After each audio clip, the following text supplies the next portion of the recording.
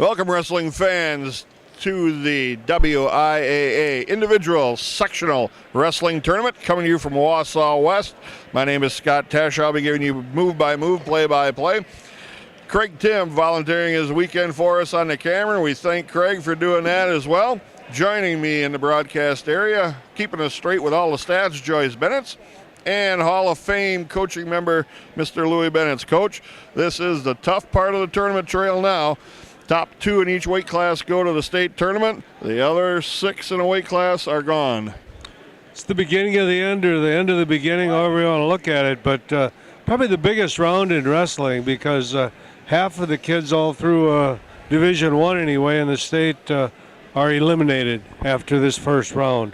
And so as we watch here, our 106-pounder Damian Bennett steps on the mat, and I'll let you talk about it. He's going to take on Wyatt Johnson out of Superior. Johnson's a freshman, 13 and 21. Bennett, a freshman as well. He's 28 and 8. Bennett with a wrist tie in on a single leg shot. Got it elevated up off the ground. Damian's got a lot more aggressive this past, and we keep saying the same things here, but that's kind of the truth. For a guy that was really cautious early in the year, afraid to make a mistake, he's come a long way. And even though he's a freshman, he's wrestled a lot in the club, so he's got some experience, and it looks like he's got a match here that he should be able to be okay with. Probably the other side of that quarter bracket is Leo Dravling of Hudson, a sophomore, 31 and 9, and Riley Wilcott of Marshall, 4 and 4, a sophomore. Dravling, the odds-on favorite in that match. 3 mats on the floor here at Wausau West. And we got 2 of them right in front of us, and 1 off to our right side. They're going to shift mats around here after this first round. Half the field here will be eliminated. Sectional tournament goes real fast. 3 mats, this won't take very long at all. And then, like you say, we'll go down to 2 mats. Damian Bennett, another takedown, and he took his opponent right to his back, and he's got like a leg Turk on him, and he's in pretty good shape here. Again, Bennett now on top, leading 4-1 with near fall coming. It's now 7-1. 38 seconds left, first period. Key to win your first round match. If you don't, you are done wrestling as an individual. Marshfield qualified for the state team tournament, so their team will advance. That's totally different than the individuals. Bennett now with a deep half, sets him over, 18 seconds left.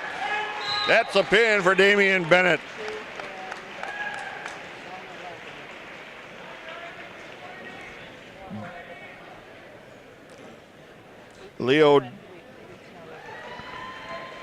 Damian Bennett with a pin in the first period in 1:44.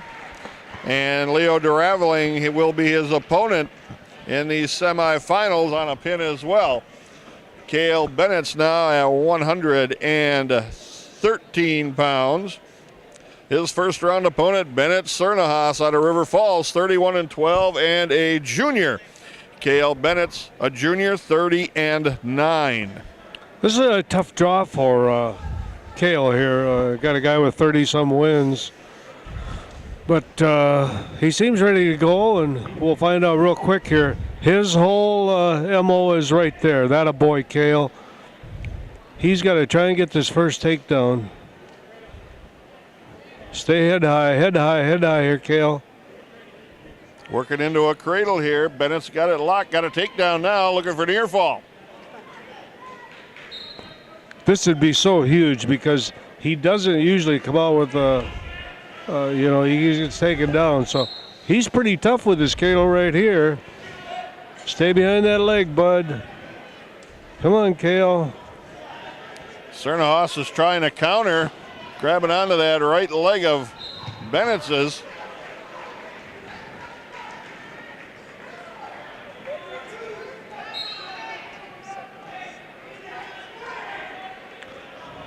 Yeah, he's having trouble getting this over. This kid's countering this pretty darn well. You got to stay behind this leg, Cale. Walk right to his head now, buddy. That a boy. To his head, Cale. Come on. 55 seconds left. First period still 2-0. Bennett's loses the cradle but comes back to a ride. He came out to wrestle, there's no doubt about that. He got in on that single right off the handshake. And he's riding with a wrist and a bar here. He's pretty tough shape.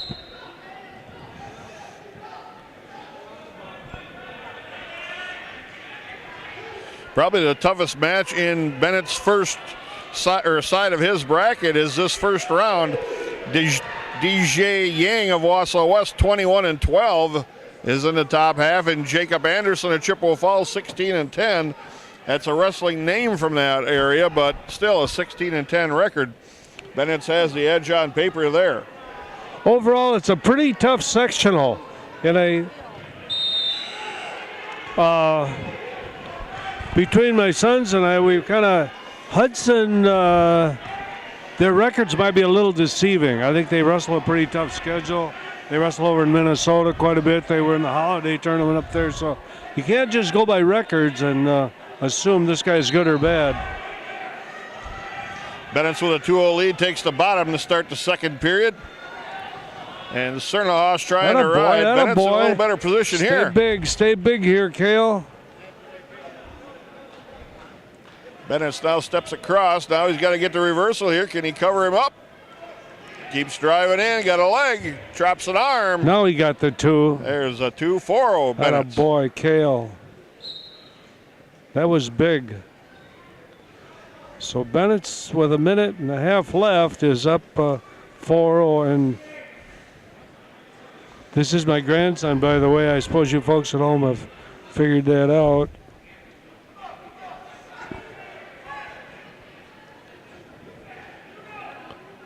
Close to the edge of the circle here. Yeah, stay here, Cale. Good place to stay. Good place to visit.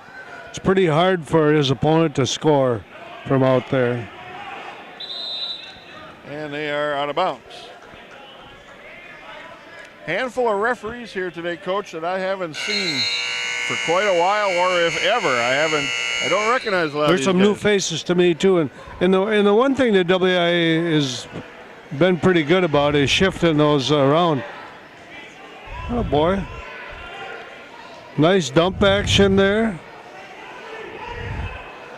Know where you're at, Cale. Know where you're at, buddy. Cernahoff's up to his feet, but they work out of bounds.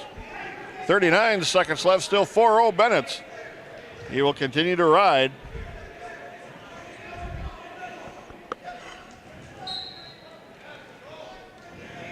And Cernahoff's able to stand right up. Bennett throws in a legs ride, takes him back to the mat. The thing that you worry about with Cale a little bit, he's so long. He does leg ride pretty good, but he lets that head hang over there quite a bit. And we've seen at times where people get that head and pull him under. Right. And part of that's just his physical makeup. He's pretty tall. He must be 6 feet tall already. He's taller than I am. He passed you up 2 years ago, Coach. There you go. Look at this. We're going to make it through the second period with a 4-0 lead. Now, where will Dad put him? Oh, they're going to go on their feet. Both Going of them. on their feet now. Must feel pretty comfortable up there. Stay tack. Atta boy, Cale. Boy, he came right back in on that, didn't he? He does have a good low single. Elevated now as Cernahoff comes to his feet. Dump, atta boy, right to his back. Trying to catch him here. He's got a bar and a half. Boy, Cale, yeah. This guy's pretty flexible. Run him over. Got fire elbow control now. Good chest pressure across the back. Got a 6-0 lead, and boy, he's been pretty dominant, pretty aggressive up here.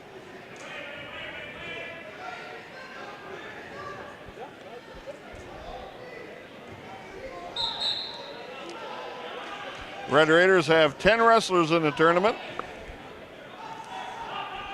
And we're looking to hopefully get as many through as possible. But again, all these wrestlers, every one of the Red Raiders will have to beat somebody that is maybe beating them already this year. Yeah, I think you're right has there. a pretty high ranking in the state. if we could have our best day, we could get a shot at 4 or 5 guys out of here. In the same token, we could come out of here with nothing. We've talked about exactly that. On the way we're not the clear-cut favorites in any way here. So winning this first round with these first 2 guys is pretty critical. 30 seconds left. Bennett's in control, 6-0, and in a tough ride. Yeah, he hasn't taken his foot off the gas at all. That's a tough ride there. He's got Cernahaus's right arm stuffed all the way underneath him, had a legs right in, now sticks it in again. Yeah. And is working cross body with that. Now looking to try to lock up a cradle with 5 seconds left. He's never been able to make this cradle work on this guy. But pretty flexible, and the match is going to be over. Bennett 6-0 and a win. We got one more guy through the first round. Next up for the Red Raiders, 126-pounder Ryan Searing against Brandon Dennis of New Richmond. 25-10 and a sophomore. We'll bring you that, Matt, when we return to the WIA individual sectional. Ryan Searing at 126 pound, his first round match against New Richmond's Brandon Dennis, sophomore, 25-10. Searing is a freshman, 27-14. This guy, coach, has been kind of up and down all year long. You see some flashes of really good wrestling, and then all of a sudden he kind of has a bad match. Here he starts off behind 2-0. Yeah, he's starting kind of slow here, and we've talked about this. He's a small 126-pounder. And probably a little underpowered. So, however you come out that first period is pretty critical.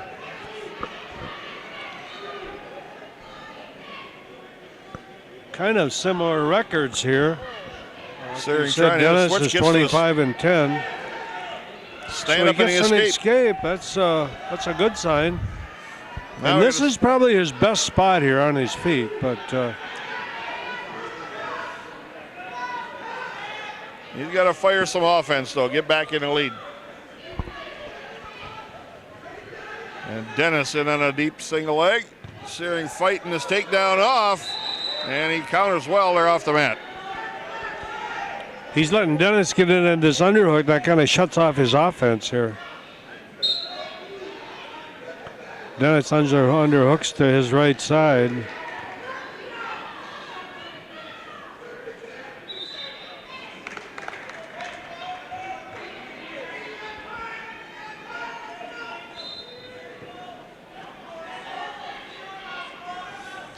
Dennis kind of shuts everything off for him here because he gets that underhook over here.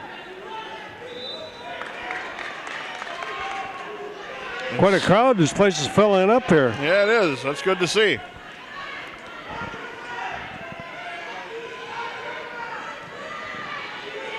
"15 seconds left first period. Dennis with another sweep fight shot. this off, Ryan. Short time here. He's countering this pretty well. But it's been pretty much all defense this whole first period, so. First period ends here. Ryan Searing on the short end of a 2-1, but hasn't really generated much offense here yet. No, he hasn't.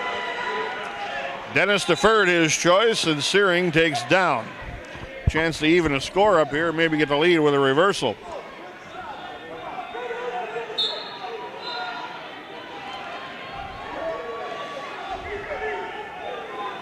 Attaboy. Hard work off the bottom here by Searing. Yeah, he really is looking pretty tough here. Got the wrist pinned over the shoulder, going to come out the face. So what's the call going to be? A 1-point escape? Now we're tied at 2 with the escape point. Boy, a takedown to be sweet. He's shooting from way out. Not much of a setup there. It's just a shot, isn't it? Come on, Ryan. There's a shot in. Can he complete it? He backs out. That'd been a perfect opportunity to walk right up the body and lock him up. Well, he's not getting much angle there. Everything is straight on here. Kid looks pretty strong. Searing with a Russian tie now. Boy.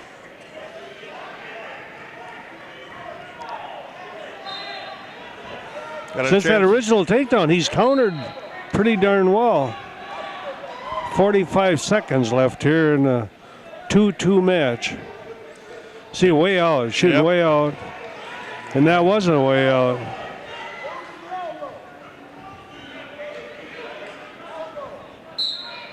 He's countering pretty well. 33 seconds left, still tied at 2. If we can get some lateral motion here to get an angle, it'd be what we'd really like.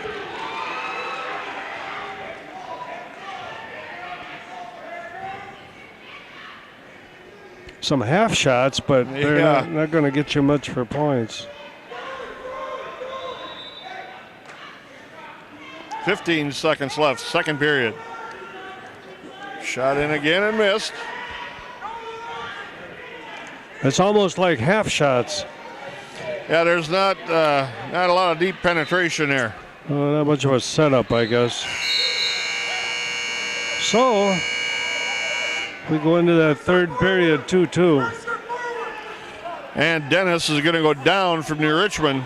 Searing's going to have to ride or turn or cut him loose and then take him down, which he has not had any success at. And not much of a start there. Once again, we ask that all spectators please be seated and please do not stand mat side by any of the mats. Please be seated during the matches. That area is only for coaches and participants. Thank you.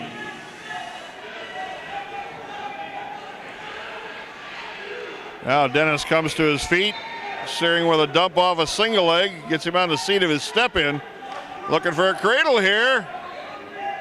You're out of bounds, though. You know, he's controlling this top position pretty good, but it isn't going to win the match for him, just riding it. 2-2. 124 left.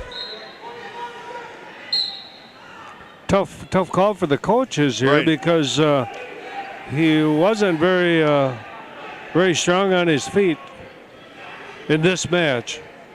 So you're hoping you can get it right now, late into overtime, where you can maybe ride him out. Now you cut him loose with 1:05. Gonna have to score, takedown to win. He's got that good shot off to his left side. Looks like he's coming alive here a little bit. Get some motion here, Ryan. Only takes one takedown to win this thing.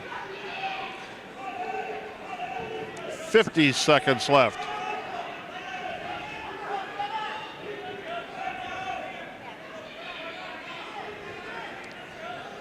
Yeah, not a very good shot not there. Very good shots at all, you're right. Not much of a setup there, just going straight in. Come on, come on.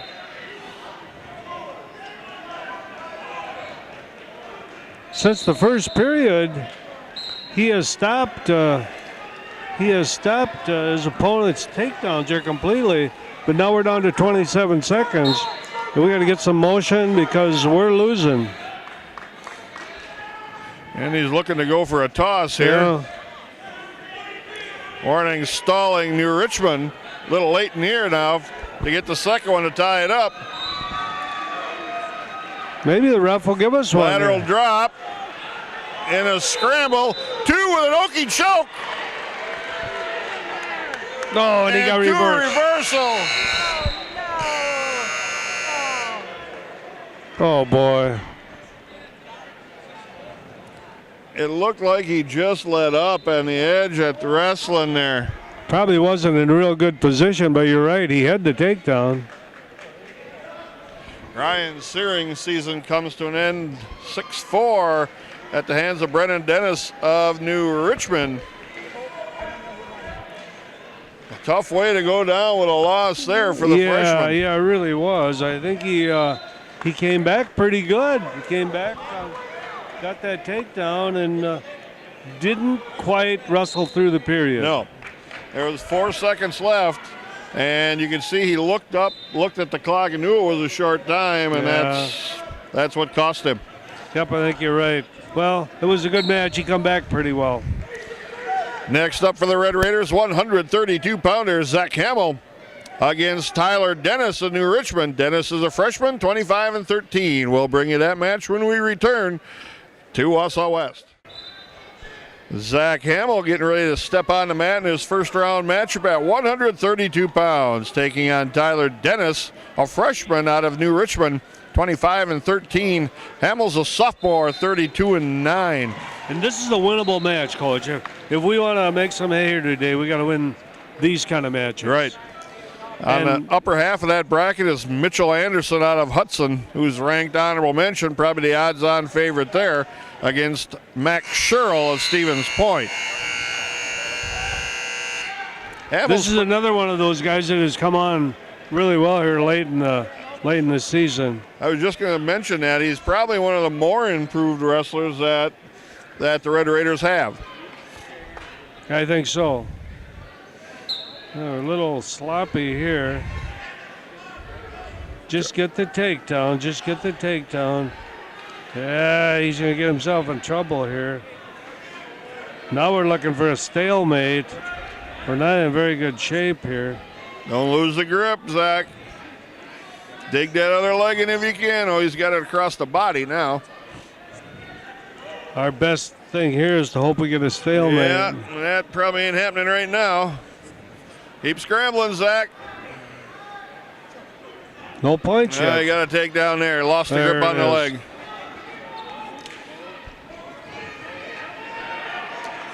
Two takedown. Hamill gets the reversal. 2-2. That was a nice switch.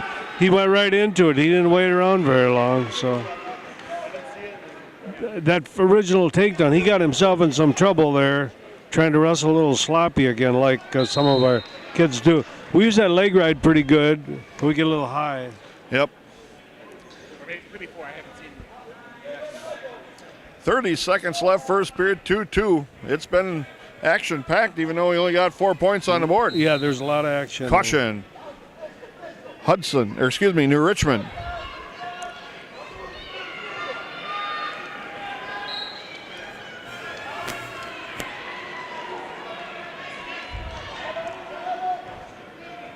Oh, he's got that. He can't keep the wrist.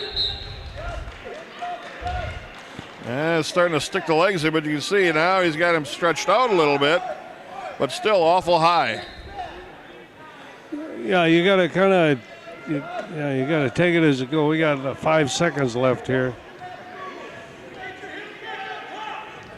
Trying to get a turn here, but can't do that. 2-2 after one period. Well, at least he got it back to 2-2. It was 2-0 there for a while. But I think it was more his mistakes than the other guy's offense. Exactly. And now we got a little bit of blood on somebody, I'm not sure who, on New Richmond's Tyler Dennis.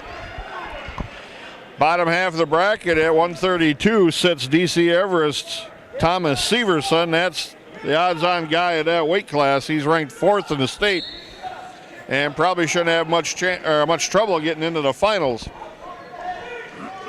He's pretty good. Next up at 138 pounds, the Red Raiders' Weiler Lubeck, sophomore, 39-2, is ranked number 8th in the state. And the other half of that bracket, the number 1 ranked guy, Mason Phillips of Eau Claire North. Finish that up there, Zach. Hamill coming to his feet off the bottom. Dennis drops into a single and takes him out of bounds. He's moving really well. Right. I can't see Tyler Dennis keeping him down here the whole period. There we go. We got 1 point escape. And we're ahead 3-2. Now we got to get a good clean takedown. No more of the funky stuff. And Dennis into a shot, rolled through by Hamill. Can he come out on top of this scramble? I think he could. Dennis is underhooking the arm right now. Hamill's got to lock up underneath that arm somehow. Dennis is trying to elevate that leg and get it up high across his chest. That should be 2 right there. Should be, yeah, okay, wow. A little on the sloppy side, though, huh? Yeah, 5-2. He's working out on scrambles, though. At least he's coming out on top right now. The only bad thing, the more time you get into a scramble, there's more chances to come out on the bad end. Yeah, well, the thing, if you're a scrambler, you got to be the last guy moving. And he's done that now in these little flurries here. Well, he's getting pretty aggressive here now. He's at least making sure Dennis knows he's trying to be physical anyway. Yeah. Yeah, no. Now it's one of these times where you got to wrestle through this period. You got 30 seconds left.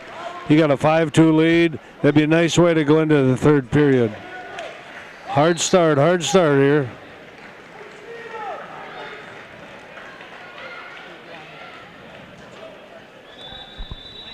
Yeah, sectional awful high. Yeah, he really is.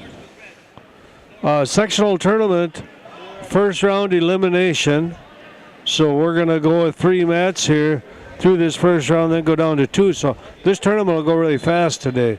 Half the kids here will be all done at the end of this round. Their season will be over. And end of the second period. And it's 5-2, Hamill with a lead, and Dennis of New Richmond picks on their feet.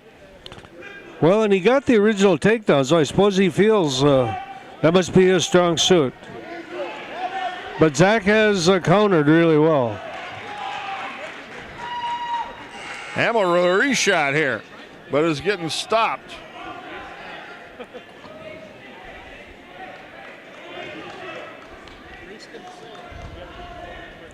This kid's a scrapper. Yeah, he is. And fairly strong, too, by the looks of it. Hamill back to his feet, and they break apart. 1:23 left, 5-2 Hamill.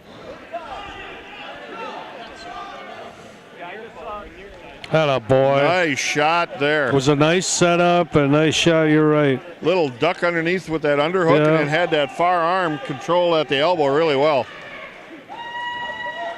Oh, he's pretty much in control here. Just watch your head a little bit here, Zach.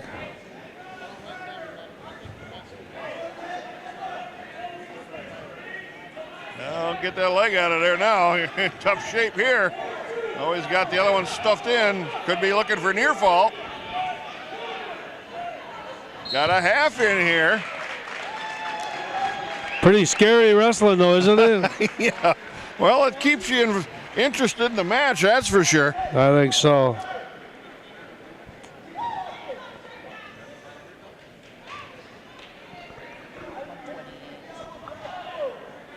A lot of these kids we haven't seen at all. We haven't seen hardly anybody from the Hudson side, River Falls side, during the year.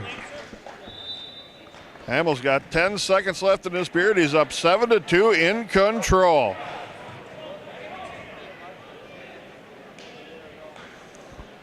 Looking for a tip, looking for more is Hamill. 7-2, Zach Hamill. Little on the unconventional wild side, but those guys, they like those legs pretty good, and they're pretty good with them. And you know what? We came to wrestle today. So far, so good. You bet. Yeah, 3 out of 4 we get through the first round, and the other was a close loss. So it's good to see. You don't get it tomorrow. You know, I was talking to the kids a little before. I talked to my grandson. I said, you got to come out of the chute hard here. Yep. Because there's no second chances. Nope. You got one shot, and you better make it count now. You get ahead early and often. Yep. 138-pounder Weiler Lubeck, the next Red Raider, against Chris Haviland out of Menominee. Haviland's a junior, 15-18. Weiler ranked number 8 in the state at 138. 39-2 and a sophomore. We'll bring you that match when we return to the WIAA Individual Sectional. First round matchup at 138 pounds for Weiler Lubeck against Chris Haviland out of Menominee. Haviland a junior, 15-18. So a chance here for Lubeck to advance into the semifinals at 138. Top half of his bracket, Vincent Fanning of Hudson, the odds-on favorite there. Senior, 32-9. He'll take on Peyton Vaughn out of DC Everest. The other side of the bracket, you got Caden Pierce of Marshfield. Nice arm drag into just a goal behind here for Lubeck. And this is one of those matches we should be favored in here. Pretty good. Yeah, probably waiting for anybody in the finals will be Mason Phillips of Eau Claire North, number 1 ranked 138-pounder in the state. He's already got a first-round pin. And this is our lone returning entrant in the state tournament last year. Weiler made it down there as a freshman. So we're trying to get him a little company this year. Yeah, that was, to say the least, a long state tournament last year when you go down in the first round, probably to somebody that you probably should have beat, and then that guy gets beat, you get no wrestle back. Yeah. And that was it for the Red Raiders. Yeah, if you get beat down there, it's kind of like the next round here. If you get beat, it better be by the champion. It's the only way you're going to get coming back. He's a kind of a arm behind, and we used to call it an Ellsworth bar. I don't know why, but whoa. We started this tournament pretty well here, Scott. Oh, boy. Ooh, hard half and a wrist there. That's tight. They're pretty good. That's tight right there. 158 on a pin for Weiler Lubeck. He jumped all over that, didn't he? That was good to see. Red Raider puts another pin on the board and advances. He'll take on the winner of Vincent Fanning of Hudson or Peyton Vaughn out of DC Everest. 152-pounder is the next Red Raider to come out, and that'll be Berg Debo taking on Logan Stone out of Superior. Stone is a senior, 25-12. We'll bring you that match when we return on River Cities Community Media. 152-pound first-round matchup. Your Red Raider Berg Debo, ranked number 7 in the state. Senior, 37-3, takes on Superior senior Logan Stone, who's 25-12. Well, this is one of those matches that we should be favored in, and we need to. Berg, it's in a tough weight class, but I think we got to get through this one instead of worrying about down the road. Berg has been in a lot of tough matches. He obviously there's going to be points scored. He lets her rip. Sometimes gets himself into positions where he allows points to be scored on him. Absolutely. This guy defense is pretty good here.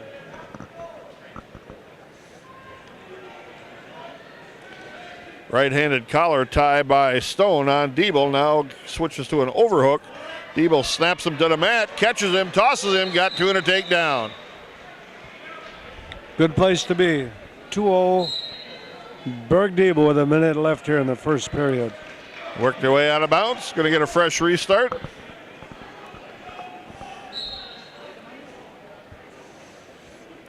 Diebel will take on, if he wins this round, he will take on Sam Skillings out of Menominee. Sophomore, 31-5. He's ranked 12th in the state.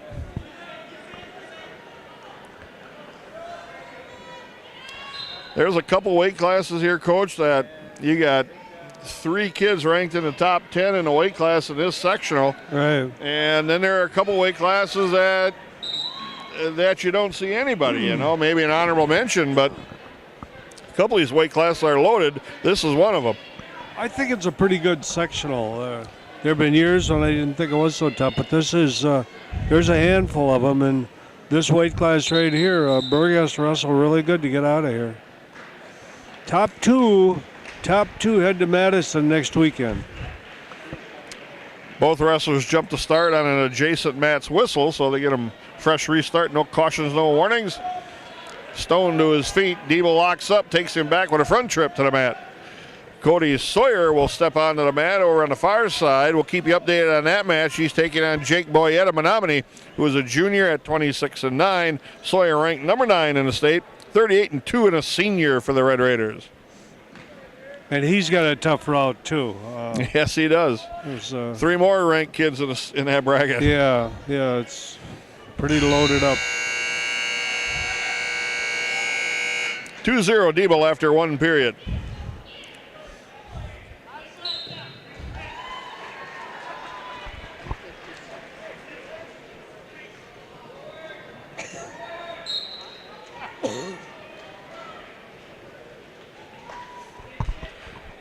Just winning a match by pin is Jacob Anderson out of Hudson.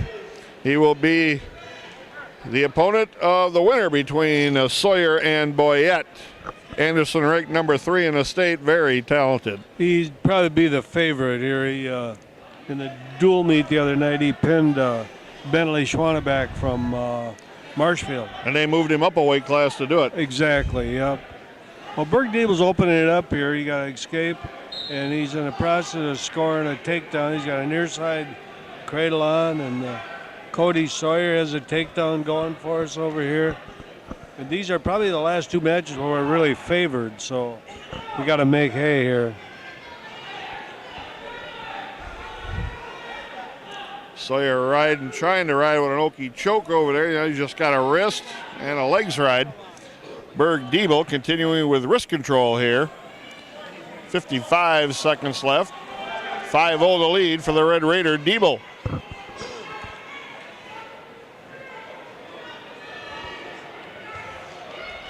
These are the 2 seniors that are, we're going to lose, and I've enjoyed watching them over the years. They're good kids and good wrestlers.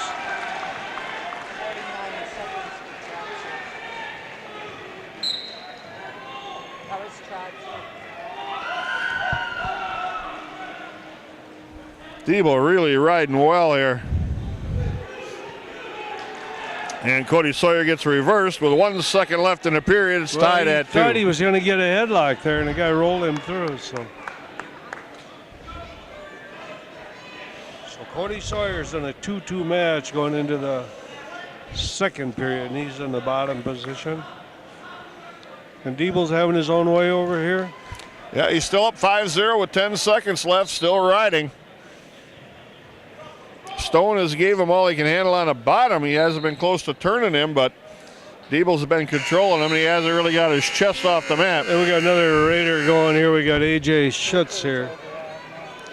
A.J. Schutz at 170 against Glenn Pendleton, ranked number 12 from River Falls. 31-11, a senior is Pendleton's record. Schutz 18-23 and a sophomore. Schutz is down 2-1 on a takedown and a cut loose.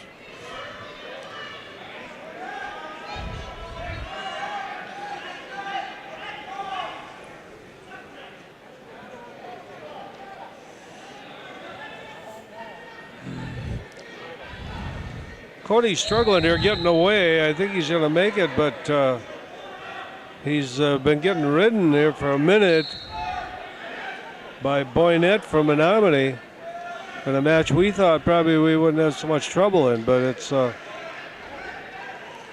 Boynette's riding with the legs on the right side, and Sawyer's trying to pin a wrist across the shoulder to gain some control.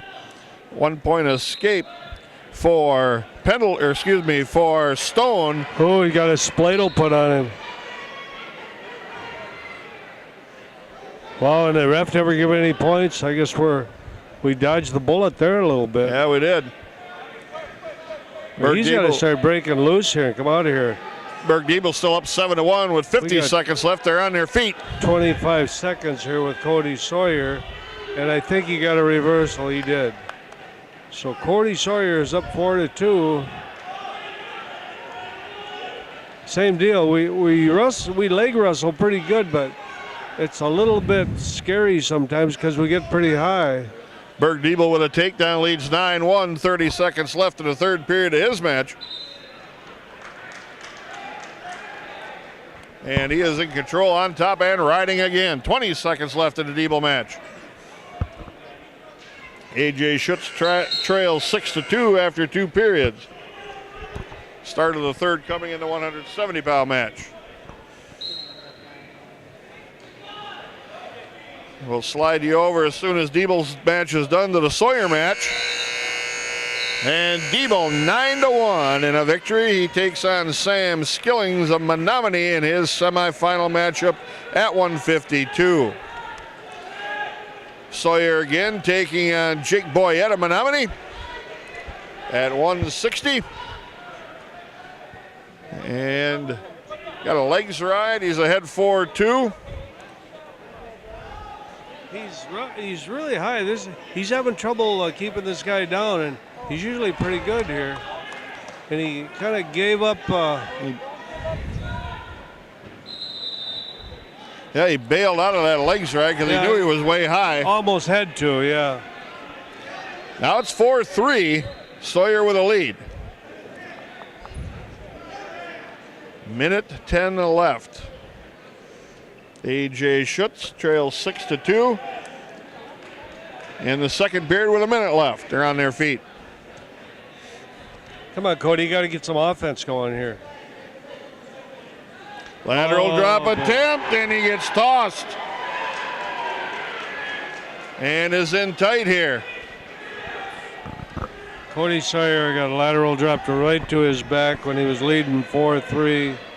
And he's in deep trouble here.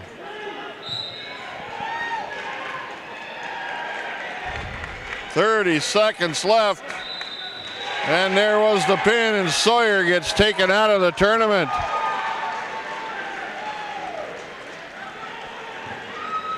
Tough loss for the Red Raiders there at 160 pounds. Behind 12-4 in the A.J. Schutz match here with Glenn Pendleton. And there is 4 seconds left in the second period. Well, that was a shocker. Yeah, it was. Yeah, great career, great season. And got to give a little credit to his opponent. He went for it and just plain old lateral drop right to your back. And when you get put on your back off of that, you're in big trouble. So that's kind of a shocker to us. It's one of those we just thought we had to get through. Exactly. That would be one of your team leaders. That has been that way all year long. Yeah. And hard way to finish the season. Yep. A.J. Schutz down 12-5, starting the third period on their feet.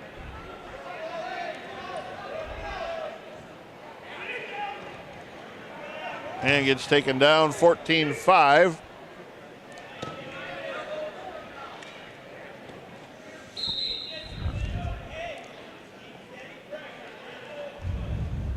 Well, that put a kind of a damper on a great on the first round. Yes, it did.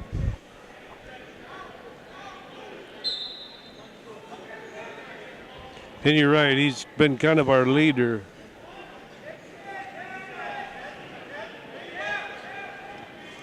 Another takedown for Pendleton of River Falls. He leads 16-6 right now with a minute and a half left, third period, over A.J. Schutz.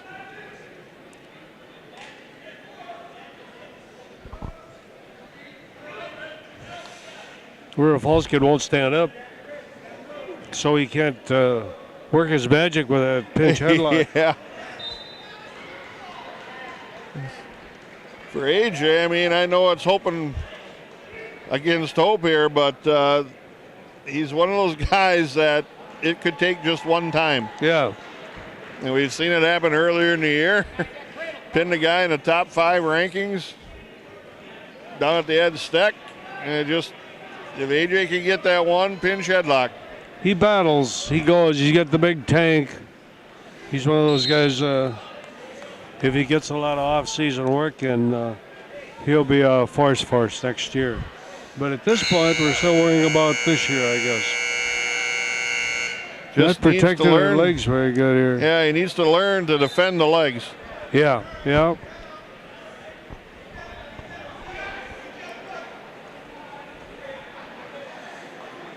Yeah, AJ will always be the first one back to the center, and he'll always run to get back there, no matter what.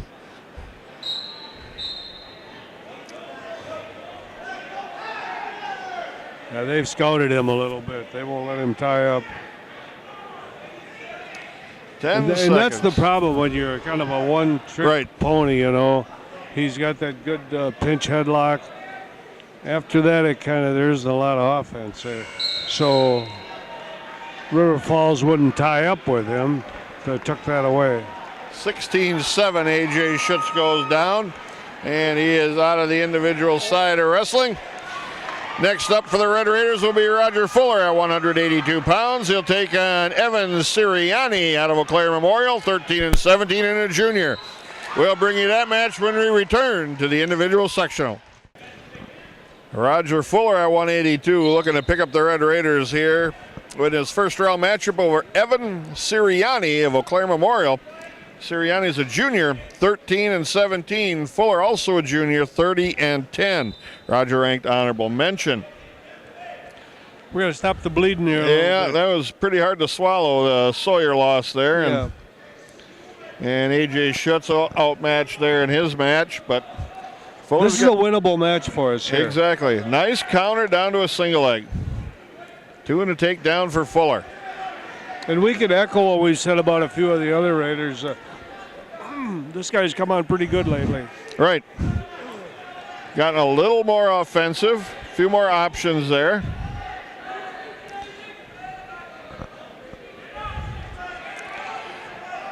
Waiting for the winner of this Sirianni-Fuller match is Jared Woodhull of Chippewa Falls. He took out Nick Wahoyak of Stevens Point 9-3. Woodhull and Fuller, honorable mention. And the bottom half, Sam Mitchell of Marshfield. He got a pin in 241. He's ranked number 4. He'll take on Jalen Wright out of Menominee. First 2 rounds here for Fuller are key. He's got to get this win, and then he's got to beat Woodhull. You know, he countered a fireman's there, and I'll tell you, there were times when that would have been a takedown to his hip. You know, he wouldn't have stopped that, but he's wrestling pretty darn well. We apologize for the human traffic that goes in front here repeatedly.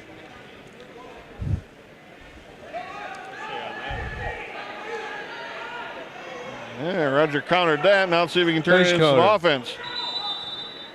Boy, Roger. Tried that little near side single, but it didn't have head position. He's wrestling a guy about his own size here. You know, he hurts for power just a little bit. But Roger Fuller, 2-1 going into the second period. And Sirianni's choice, he's going down to start the second period. Gonna get that hard start here. There's a little face plant for Sirianni by Fuller, chopping that arm, taking him over the leg. He's trying to get a bar here, but you got to keep people down in their belly to get a bar. He's in good shape here. He's got that Ellsworth bar in there, don't he? He does. He really does. Now just be patient with it here. Try to get a tip. Come the back way on it. This is interesting. Now can he get over the side and run it? He lost the grip on the wrist. Now he switches to the other wrist. That's not a move that works very good with short arm guys. I know. He's going to score back. Oh, boy. He was about to, but couldn't keep control of the arms. And Sirianni gets 1 point and escape. We're tied at 2. That's the problem with trying to throw a bar when the guy comes up to his knees here. 2-2, Roger Fuller.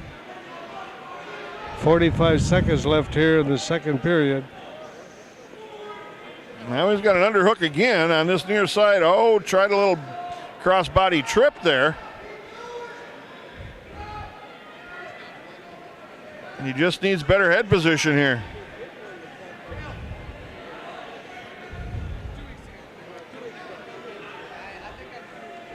And 20 seconds left, second period. Takedown here would be good. Score right here, Roger. Pick a knee. There you go. Nice work there. Hey, I did the right call there, Scott. It was pretty easy to see from here. Yeah. That was a nice takedown. Fuller 4-2 going to run out this second period with a lead, and he'll have his choice to start the third period.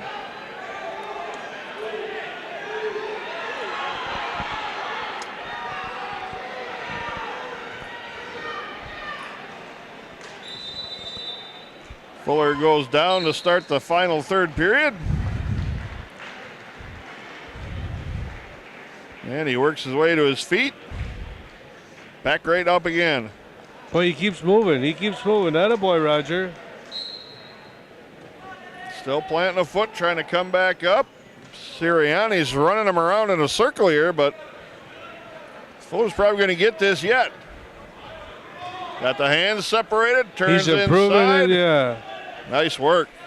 He improved his position here, you know. He took his time and finally got that here. Underarm spin attempt. That was a bad move by Sirianni. Boy, a good counter. Yeah, it was. So Fuller now looking to try to get a turn here, and again, we apologize for the human traffic going in front of the camera. They look right at it, know we're filming, and then they still elect to walk right in front of it. You cracked me up. It's human traffic. What other kind of traffic would there be here? Well, you know, you might have a few cows running around up here. You never know. I get it. But you're right. Well, the difference is normally we're way up where the pigeons sit. Yeah. A long ways away. I kind of enjoy this being down on Matt's side because you get a pretty close view. The downside is what you're saying, where we got people all around in front of us here. Fuller in a good ride position here. Got a wrist pinned across the back. He's wrestling really well, really aggressive. It's good to see. 20 seconds left. Again, unable to keep that wrist pinned across the back. Yeah, he's been pretty dominant.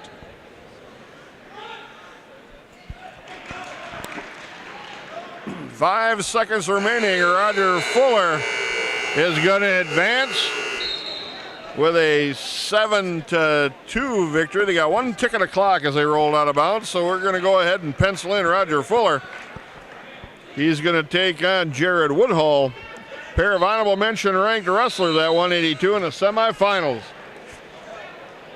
Good match, Roger Fuller, in nice control match from start to finish. Yep, it was a good match. And again, we kind of needed that after kind of a disappointing loss there with Cody Sawyer. And we're probably going to stay right here because Lane Collada is going to step on the mat here at 195. He's going to take on Superior senior Gunnar Gronsky, who's got an 18-6 record.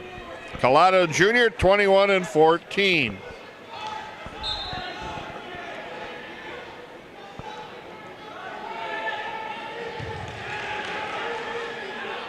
Again, Collada kind of that one bullet kind of a guy on offense. We'll see if he can make that bullet count. Shot in by Gronsky. Gets Collada off the mat and takes him down.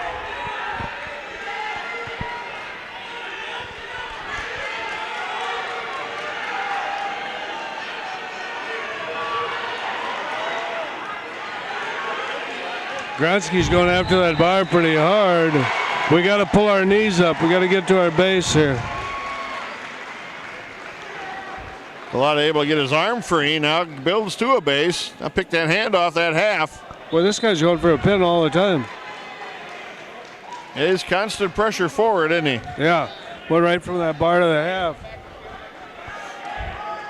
Ankle pick with wrist control. Flattens Collada's hips out. Now he's got to get back to a base again. 52 seconds left. Gronsky looks pretty strong.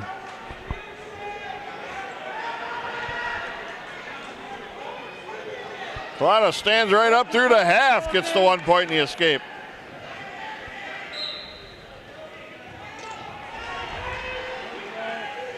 And Collada wades into the underhook. Not deep enough though. Well, I think Gronsky's pretty strong. He Yep. has trouble getting that arm up there. That's a nice counter. Steps over the top here. We're in a scramble. That was a good scramble. Catches arm here. Chest crusher coming almost. And Collada didn't realize where he was. Gets taken down. That was a scramble we would have been good to win. I think Gronsky looks really strong. I think so too. 4-1 here at the end of the first period.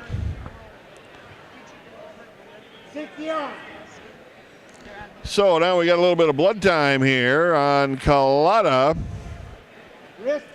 And trailing 4-1 at the end of one period. And this is our last match of this first round. We'll explain what happened at heavyweight. Mike Iverson, the brand new wrestler at 285, qualified for the individual sectional.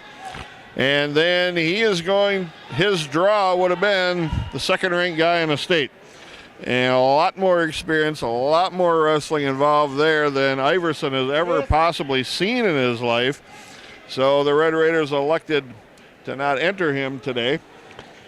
Well, there was a little more to it, and I don't want to make an issue out of it, but he came out, a month or so ago, and I think he had an agreement with the coaches that there was a powerlifting meet on this particular day, and that if he could, he would have chose to go to that.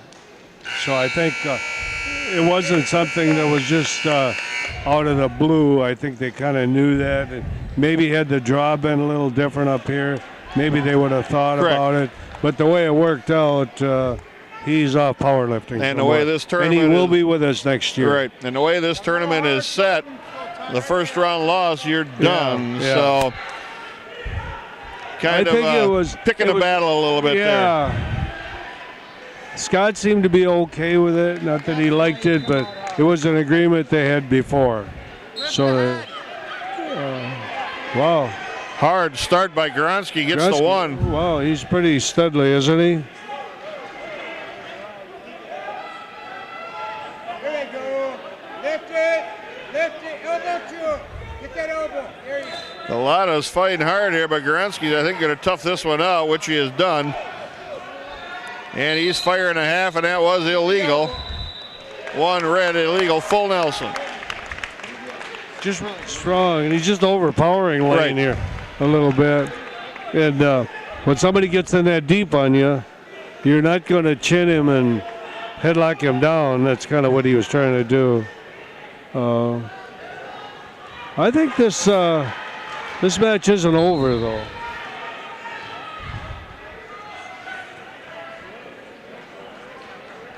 Lane goes hard. He wrestles really hard. Unfortunately, he's got somebody that's going a little bit harder right now. Yeah. Gronsky's been wide open since we started. Now he's got a leg coming up here. Maybe he'll slow down here eventually. This is pretty good. Yeah. See if we can get a reversal here. 1:05 left yet, second period. Shake him off, shake him off. Got a little Granby action here. Can he lock it up, though? And does he know the Granby, though? Well, he never had the arm. Wow. There he steps over the top. Can he get the reversal out of it? There he's got the two. There we go, 7-4.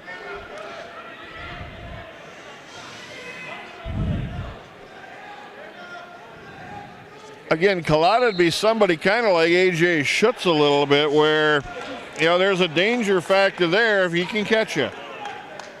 Well, he goes hard, and I'm kind of hoping that Gronsky come out of the chute real hard, but I'm not sure what his gas tank is. We'll have to see.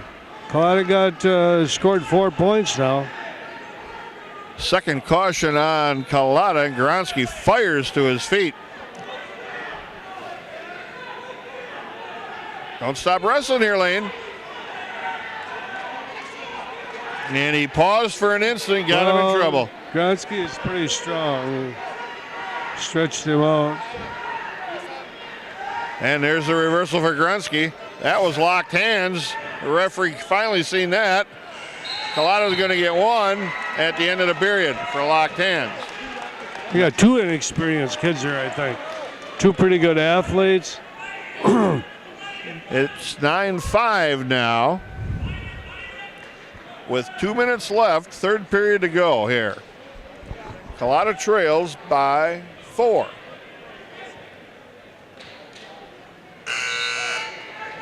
So now Kalada's choice, he's going to go down.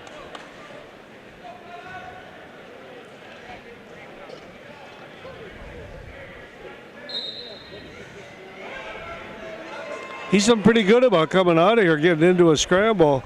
It's just that we can't get a takedown. Oh, Look at that. Got the Granby. Look at that. Come on, Stay there. Stay there. Now Stay scoop there, that head Lennon. up. Scoop that up. You got a lot of time. Stay there. Stay there. Scoop it. Scoop it up. Scoop it up. Catch a hand there. He's got him caught here now. This is deep trouble. Pin for Lane Collada. Can you believe it? There was the one bullet. That's well, he did a lot of stuff there. He did what we call a little Peterson roll off his feet, put him on his back, and then readjusted. That's almost a payback for the Cody Sawyer. Exactly. Wow, that was nice to see. That was Big really win for nice Lane to Collada. Now, probably in his next round, he will take on Alex Kurtz out of Rhinelander, who is ranked number 3 in the state, probably the favorite in the weight class. The chances are there. See what happens in the next round Kurtz comes. is pretty good, but let's just savor this one here for the moment. Round 1 is complete for the Red Raiders. They lose a couple of wrestlers. We got more than that left yet to wrestle in the semifinals. We'll bring you that when they reconfigure the field house here on River City's Community Media. Back now at the semifinals, 106 pounds, WIAA individual sectional. Damian Bennett, 29 and 8, a freshman, against Leo Draveling, 32 and 9, a sophomore out of Hudson. Tough matchup for the Red Raider as Draveling drives into a single, now to a double. And Bennett has to give up the takedown. He trails 2-0. There's a cradle locked up as Bennett came to his feet. Draveling was waiting for that to happen. Draveling, a long, lanky 106-pounder.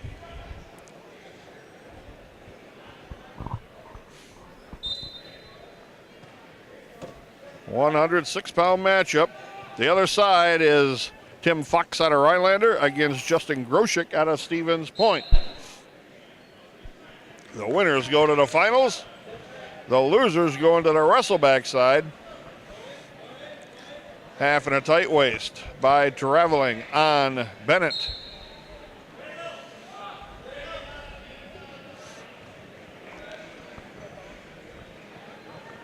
This is one of those matches that's pretty critical to win. Yeah, I think so, because Groshek is probably the guy coming out of that bottom side of the bracket. Yep. Half and a wrist by Draveling, and Bennett's in trouble here. In trouble here. And there's 40 seconds left here in the period. And there was the pin in 121. Well, that's not the match we wanted to see there, but I guess when you get to the semifinals of the sectional tournament, competition is going to get pretty tough. Now for Bennett, he needs to win his wrestleback, and then he needs Draveling to upset Groshek, and then Bennett has to beat Groshek. So the road is really steep now for the Red Raider at 106 pounds. Well, we've got Cale Bennett stepping on the match here, 113. Goes against Jacob Anderson of Chippewa Falls. 17 and 10, and a sophomore is Anderson's record. Bennett's 31 and 9, a junior. This guy, I'm sure he's with the Crass Brothers Wrestling Academy up in Chippewa Falls. Headlocker. He beat up on Yang, I guess, huh?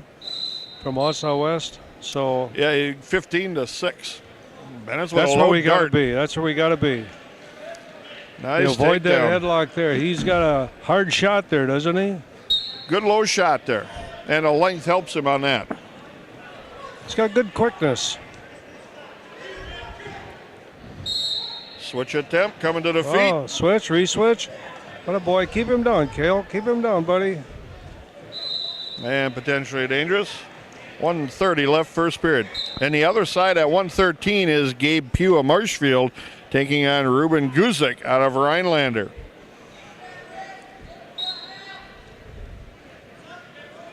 Oh boy, recovered pretty good. Oh boy, Kale, get that wrist under. He can't get the leg in this guy. This guy counters that pretty good. And that's a different counter than I've seen before. He just high legs it when Kale tries to put it in here. Well, Bennett's oversteps that calf, traps that ankle, now takes him off his base to his stomach. 2-on-1 wrist control. 1 minute left here, Scott. He counters that roll pretty good from here.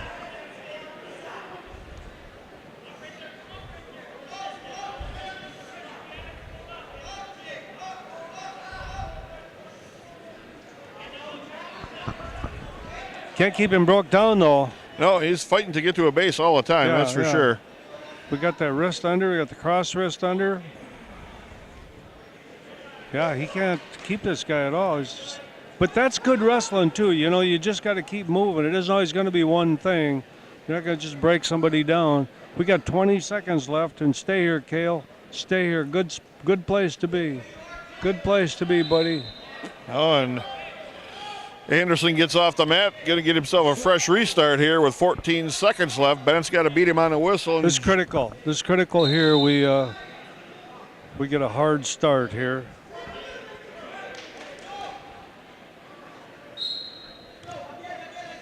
That was a nice breakdown. Yeah, he stopped and he's the trapped first that move. wrist, yeah.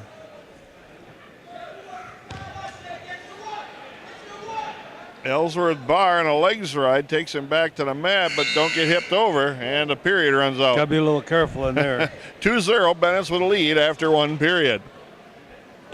Bennett's choice, he deferred. Anderson's choice. He's going down.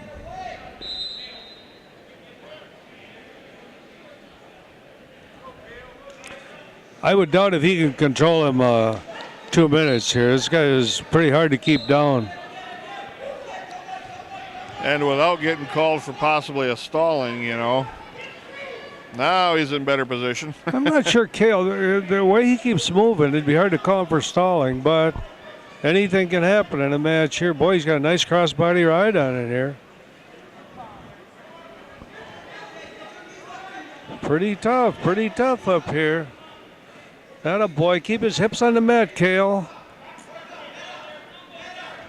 Anderson able to build back to a base. Bennett's picking an ankle now, trying to get him off that base with a legs ride on the left side. Guy must be pretty strong. You can't keep him broke down. This is where you'd like to be. Keeps that leg hook pretty good. The only thing is with Kale, it's a little bit like Sawyer. He's so long. When he does get the leg in, his head hangs over pretty good. This is pretty good wrestling here. This is pretty tough. We're down to a minute in this second period. Got to keep a leg in tight here with that half cross body. Gets his hips back up on top. Kutzik from Rylander got a pin.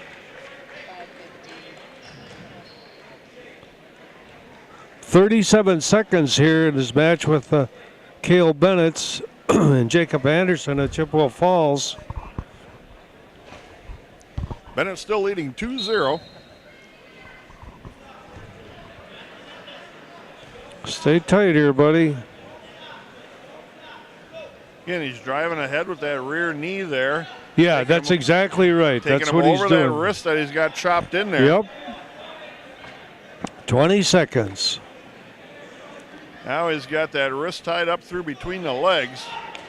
Better yet, 10 seconds now. He knows where he's at pretty good. And Oh boy, 4 minutes are gone, 2 minutes left. Bennett's his choice, he's going down. Now, I didn't watch this kid before. I don't know what he's got from top. when he was trying to counter over here on the edge of the mat, he tried to throw a cradle in. So we'll see if he cradles All I down. know is I didn't see him, but everybody was saying he headlocks all the time. And Brock, my other grandson, was here. He's He said to Cale, I'll go out there and I'll headlock you about 10 times so you get used to this. He said. I guess that's one style of coaching. Cousins. Ref's thinking about calling stalling here pretty soon. Cale's having trouble getting off his belly here.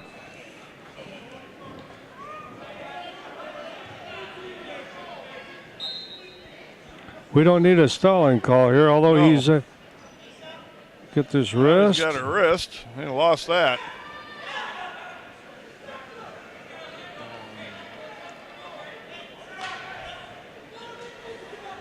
Referee's looking, and there's the warning, stalling.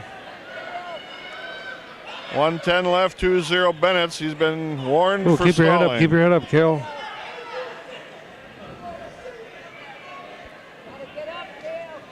He's having trouble getting his arms through. This kid's pretty strong. He's okay here now. Now he's up to his feet.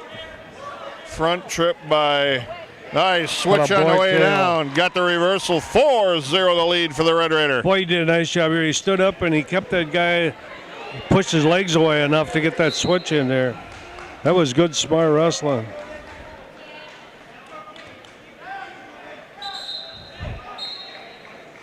Off the mat to go with 34 seconds left the third period. Bennett's leading 4-0.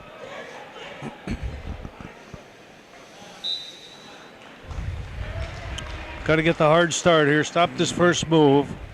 That should have been a caution. And the referee allowed him to reset. Roll attempt. Stay big there. He uses his legs and feet pretty well. Caught his balance there. 20 seconds. And it's got the arm pinned underneath, now through between the legs. Ball in chain type. 10 seconds remaining.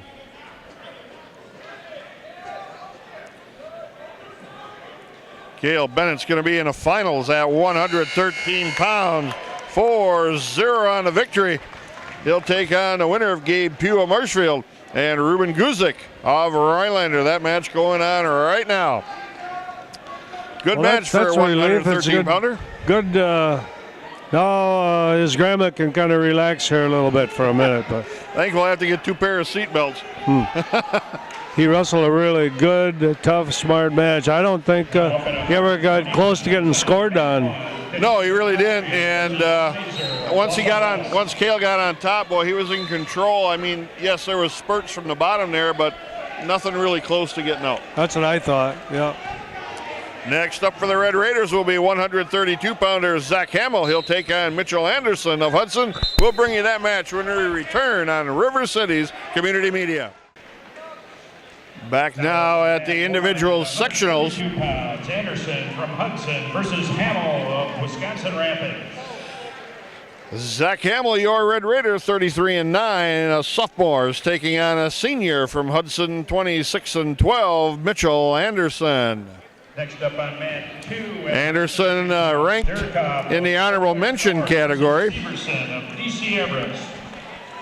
And in the other side, Carter Dirkup of Eau Claire North is taking on Thomas Severson of DC Everest. Severson be the odds-on favorite there. Big match for Hamill. Needs this win. Yeah, that's kind of how it goes when you get to the semifinals of the sectionals. The top 2 go, but just because you get in the finals, it doesn't mean you have an automatic second. So if somebody beats you, you better hope that he's going to win in the finals. And with, like you say, the odds-on favorite here is Severson. It's not a must-win, but boy.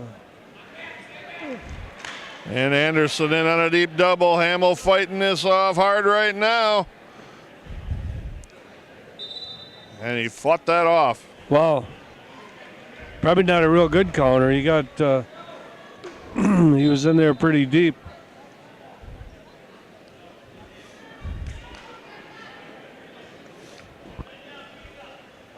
His record might be a little deceiving. Hudson wrestles a really good schedule, I guess. Or a better maybe than us even at this point. Keep his head down in there, Zach.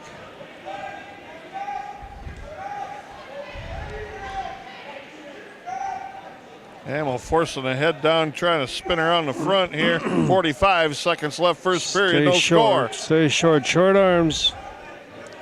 40 seconds left. Anderson diving into that single. Hamill countering, getting the hips back.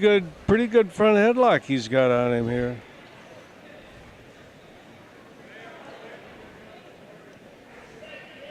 Hamill forcing the head down with a half from the front. Now loses the half, goes to the front headlock, watch the short drag. Short drag, yeah. Well, he's wrestling. He got 15 seconds here. Shot in again by Anderson, and Hamill counters one more time. End of the period is here, 0-0 after one. Anderson got in there pretty deep a few times. Yes, he did. Hamill's choice, he's going down.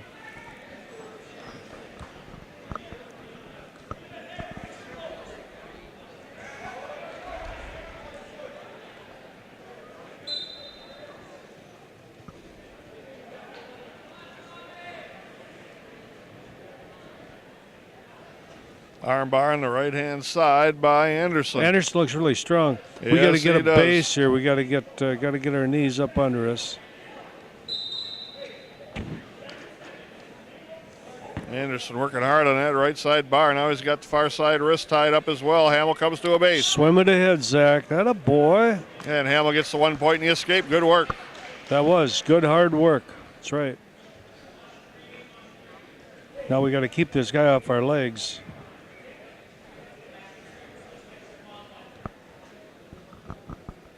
Hamill controlling the head pretty well here right now.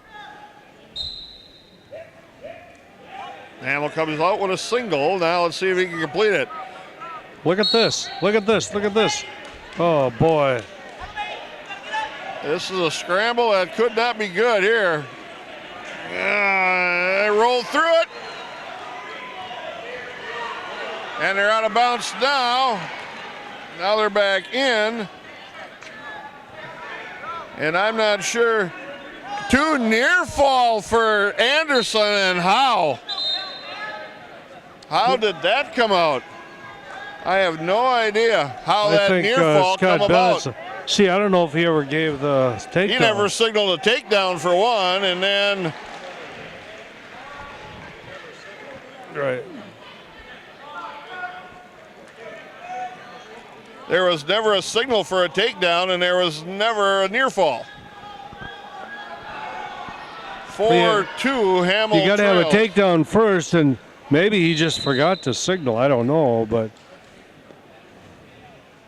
boy, that was a huge points handed from out from a scramble to 0-0 to down 4-2. And again, Anderson just wades right in. Hamill caught him.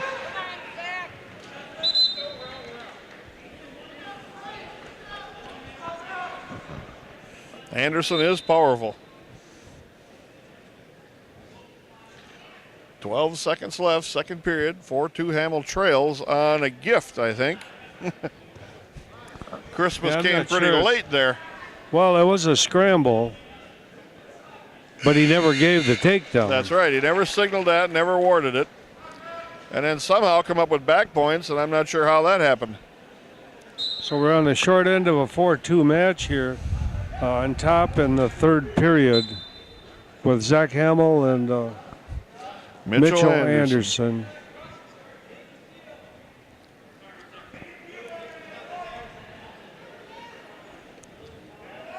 Hamill trying to work on a power half.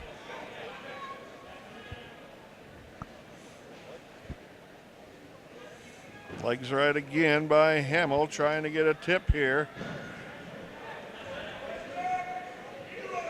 Well, it's a whole different ball game if you're tied up here 2-2 as opposed to being down 4-2. And Hamill's going to get reversed here.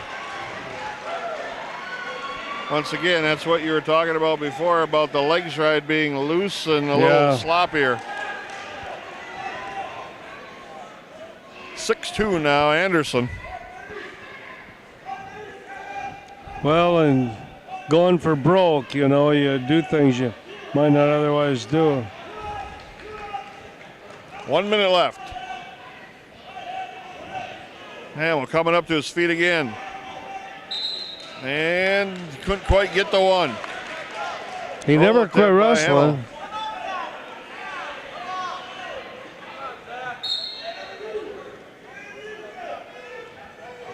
Anderson just riding, covering hips with a tight waist. Yeah, that's all he's done. Anderson doesn't do anything very exciting at all. The only thing that was pretty, he come out of that scramble. Yeah, he did. That was the one thing. 20 seconds left. Bar to wrist now, or just a bar by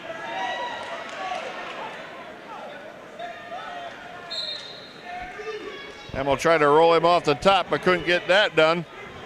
8 seconds left. Hamill to his feet.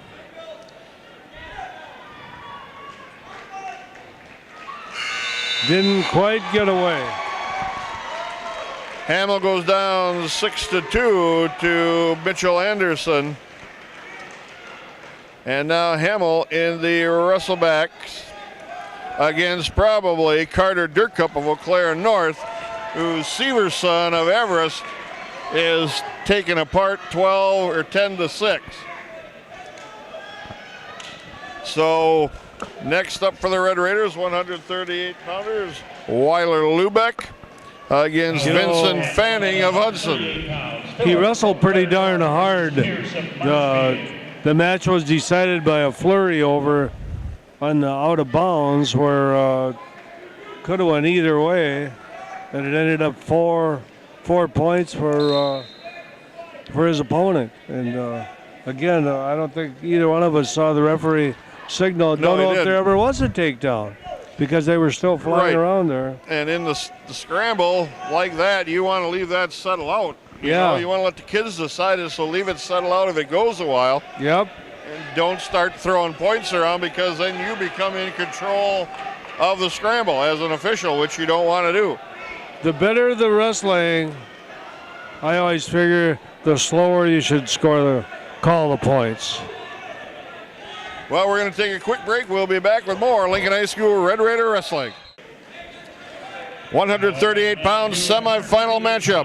Fanning of Hudson versus Lubeck of Wisconsin Rapid. And as you obviously heard the PA announcer, which we are right underneath the speaker, and it is loud in here, Weiler Lubeck, 40-2, sophomore for the Red Raiders, ranked number 8 in the state, takes on Hudson senior Vincent Fanning, who's 33-9. And we're down to 3 really outstanding kids of this weight class. Lubeck has to win the same scenario. If he wants to go to Madison, he has to win this match. And the other side, the weight bracket there, you have Caden Pierce out of Marshfield, who is getting taken apart 11-2 by Mason Phillips, the number 1 ranked wrestler from Eau Claire North. And again, like Coach mentioned, Lubeck needs to win this match.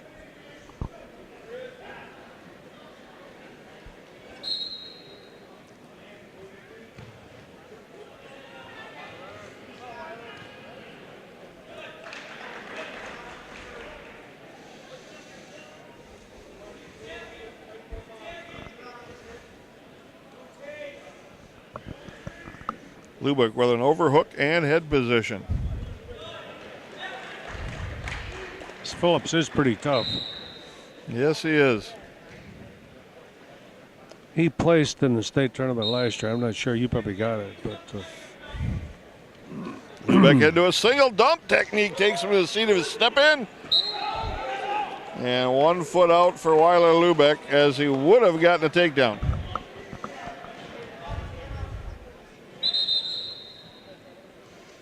Lubeck with a nice shot into that single.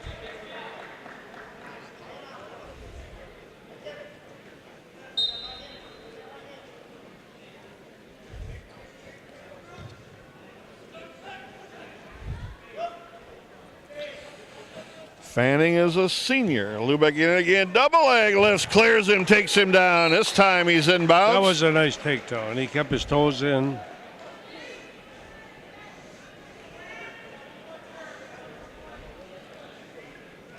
33 seconds left, first period. 2-0, the Red Raider Lubeck.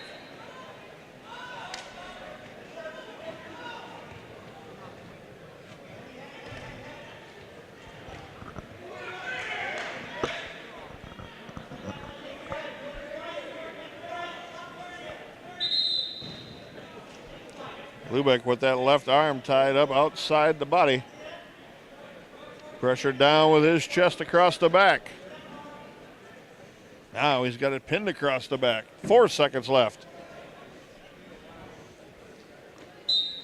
And the 1 period, Lubeck 2-0. A pretty dominating first period. It might be 2-0, but got in on 2 really good shots. He got one of them to stick. Pretty dominant, yeah. Lubeck going down to start the second period, and Fanning will try to ride, and I'm not sure he can hold Lubeck. Lubeck turns inside to face, has the 1 point in the escape. 3-0 the Red Raider.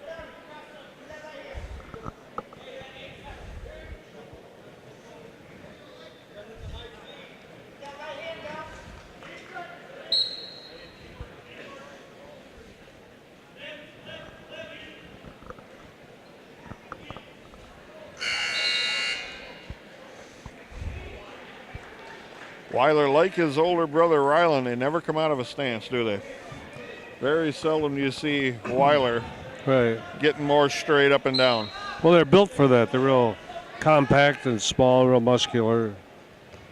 Fanning with a shot in, Lubeck countered. He's not a big 38-pounder. I think we'll see if he wrestles Phillips, he's going to be a little on the smallish side. Yeah.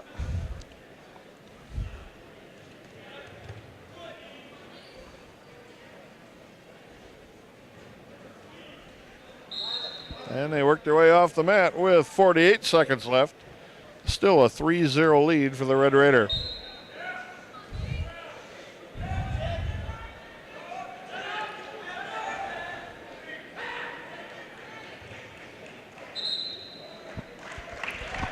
And Mason Phillips just tech-falled Caden Pierce of Marshfield.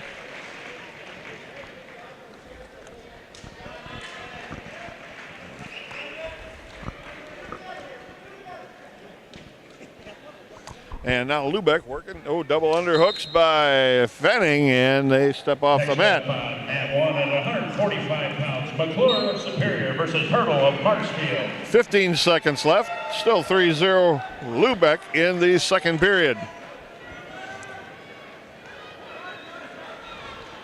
Inside single leg shot missed by Lubeck, and Fanning wades right in with an underhook. Off the mat they go, 2 seconds left, second period.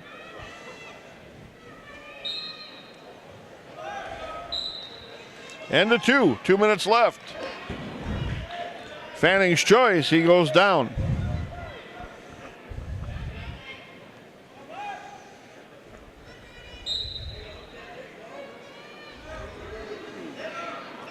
Fanning gets to his feet, Lubeck clears him, takes him to the mat.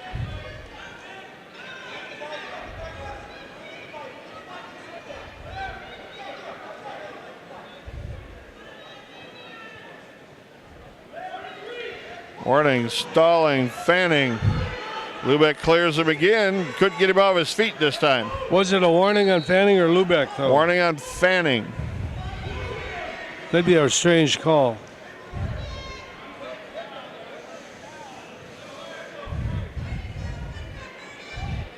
Coaching staff of Hudson not very happy, and they were told that's enough by the referee. They don't want to hear anymore.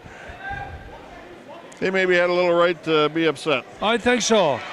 Usually when a guy stands up, the guy behind has to bring him to the mat, otherwise you get called.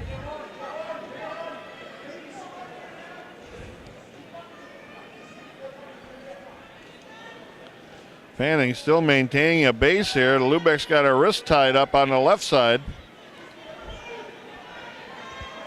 Now 1 minute left, still 3-0 Lubeck.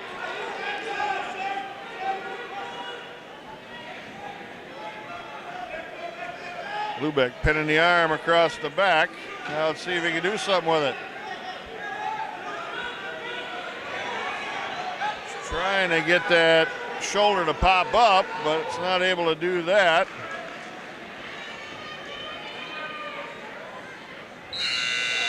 Warning, stalling Lubeck. 32 seconds left. Still 3-0, the Red Raider leads. So there's 2 warnings there that should have never been called. Ends up, oh boy. Nice counter. Yeah, he hung in there and fought that off. Roll attempt. He's a wild man. Well, he knows he's got to go now. He's got 15 seconds left. Lubeck probably better off to cut him. He's done a nice job staying with us. There, he cuts him loose. 1 second, end of the match. Lubeck hips him over. They're out of bounds, but it doesn't make a difference. It's 3-1, Weiler Lubeck. Really solid wrestling. Pretty solid wrestling. Oh, he gave him the takedown, 5-1 at the end, Lubeck. Good match for the Red Raider. In control pretty much the entire match. Next up for the Red Raiders, 152-pounder, Berg Diebel. He will take on Sam Skillings out of Menominee. That match when we return on River City's Community Media.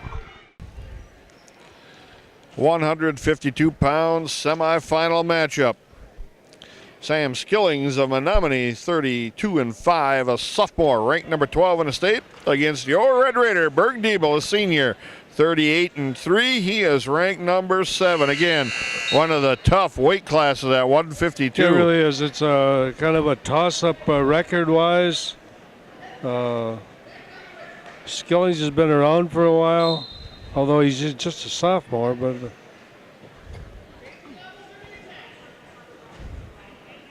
So Berg, we always talked about that. When you get to the higher level, you got to tighten up your defense a little bit.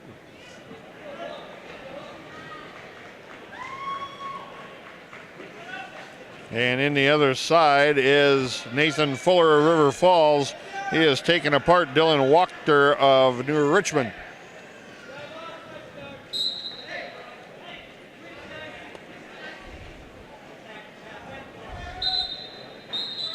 This is going to be a wild match down here with Diebel and Skillings. So. Skillings takes a deep shot in. Hug him tight, hug him up, hug him up. Get your hips out here, Berg.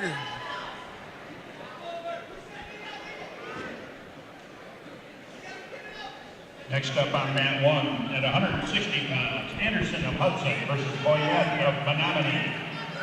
Lock him up here, Berg. Wrap up around him, potentially dangerous. We dodged the bullet on that. Yeah, he got in deep there. You can't figure 4 the head there.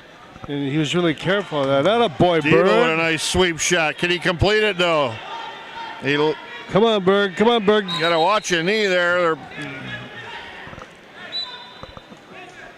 And Skillings turned that way to put his knee in that position, knowing he'd probably get the stoppage. Heads down now in a front headlock by Skillings. Snatchenberg hard on the mat.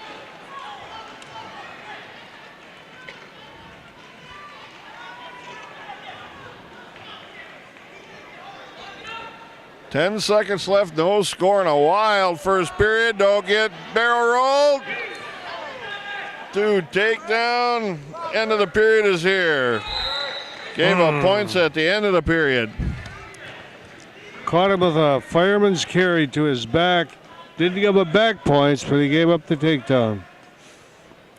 Diebel's choice, he deferred, and Skilling is going to go down. Diebel wrestling from behind, on top, trying to ride and turn.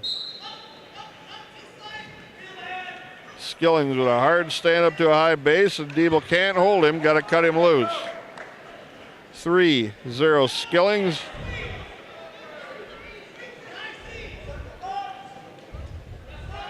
Yeah, Skillings is wide open here, just flailing away at his shots.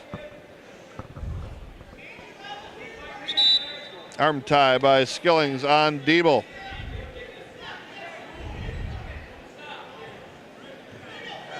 Head tap right to a single, turns it into a double. Skilling Has stays Diebel. really in a good stance, and Berg was kind of wide open there, you know.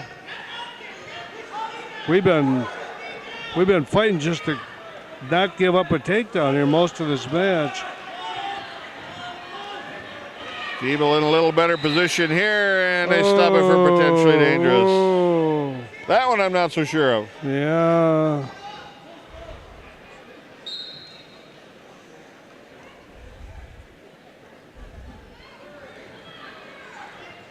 Diebel with a shot from a long ways out, got there. Can he stick him here? 50 seconds left. Diebel with a takedown. And pretty close to getting back points. Yeah, he was. He would have got the takedown call sooner. Yeah, that's right. That's exactly right.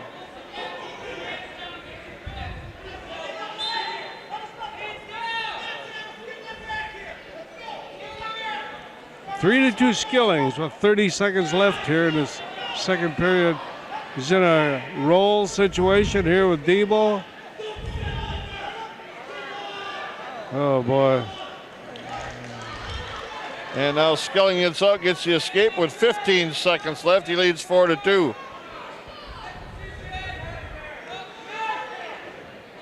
He's pretty tough with this arm tie. Tried to get a cross body ankle pick. And end of the period, 4-2, Diebel trails. And he's got to go down.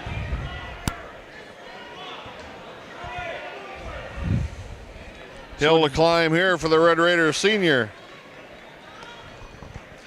In the finals is Nathan Fuller waiting from River Falls. Diebel trying to get into a roll situation here. Yeah, he lost the arm. He might be able to get a reversal out of this. There was a point where he was going to get back points. Now he's got nothing. Now he comes to his feet. Can he turn and catch him on his back here? At least get your two. There it is. 4-4, minute and a half left. There, he's hanging his head over the shoulders again. Lost one leg, don't get reversed, give up one.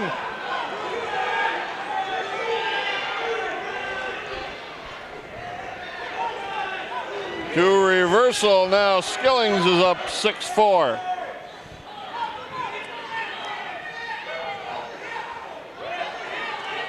One minute remaining, Diebel to his feet.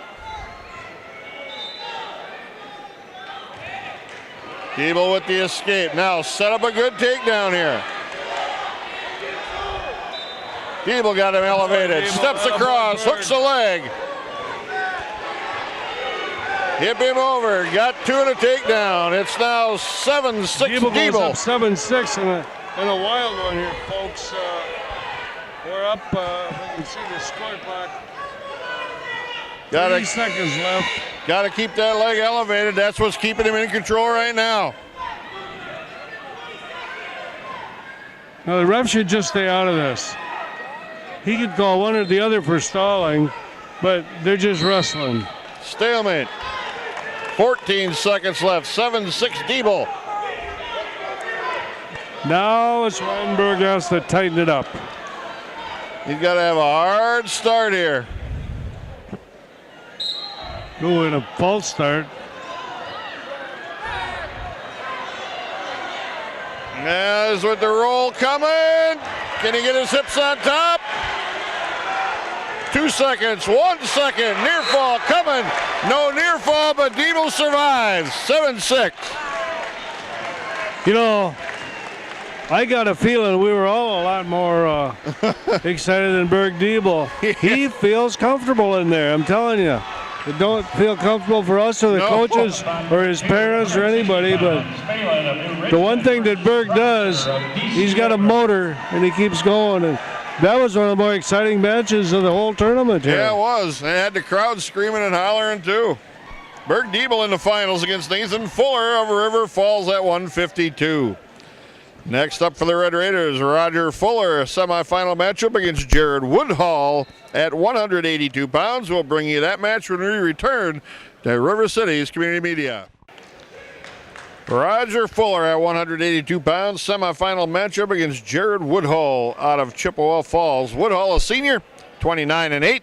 Fuller, a junior, 31-10. Both honorable mention rankings right next to each other.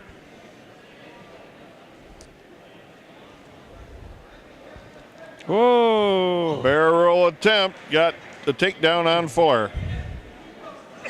Well, we almost countered it too. It was, can't get off the wrist.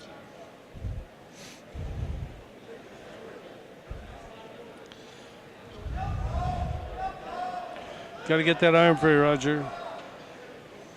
Oh, boy. Now he's working on hand control. Can he get that arm free? Now he does. Now come up. Just can't get that arm free. Now Woodhull's got to cut him loose. Oh, boy, 2-1 he worked Fuller. hard for that. He just continued to make his get better at it. Counter now, Roger. Woodhull's shot come from a long way out, but he got there. It's pretty and quick. Now they're out of bounds.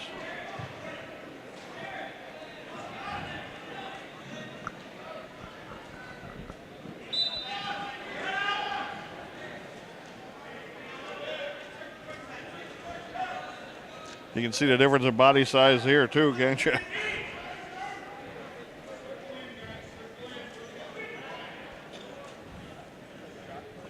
.45 seconds left. 2-1 Woodhull.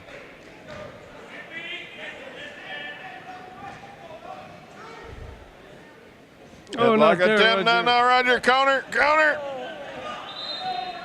Out of bounds. What was the time to go for it? It just wasn't there. 30 seconds left. First period still 2-1 Woodhull.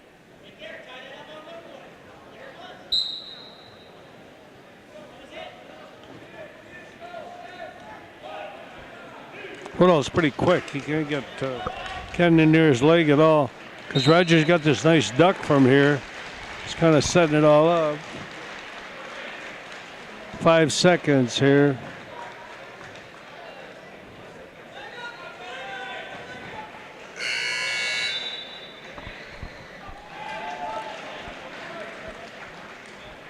And the 2-1 Fuller trails.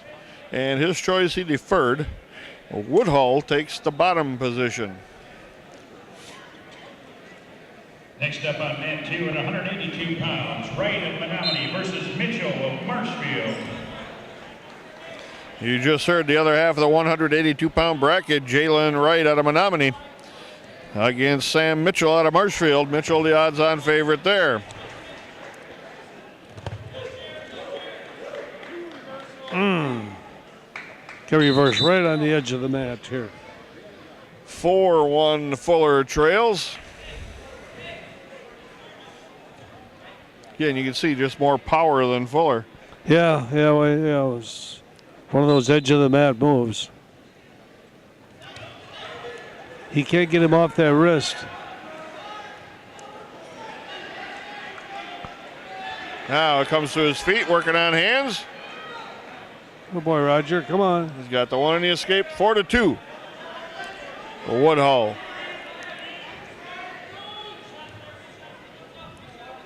He wants that fireman's pretty bad. Not real committed to that, though, was he?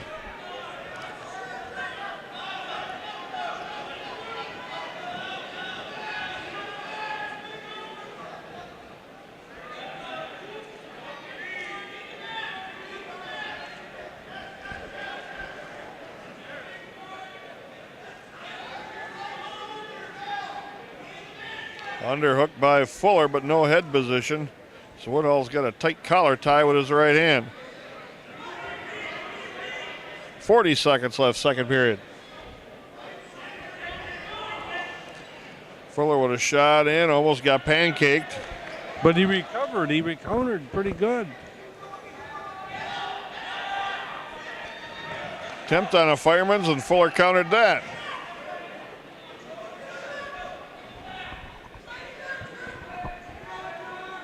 .15 seconds left.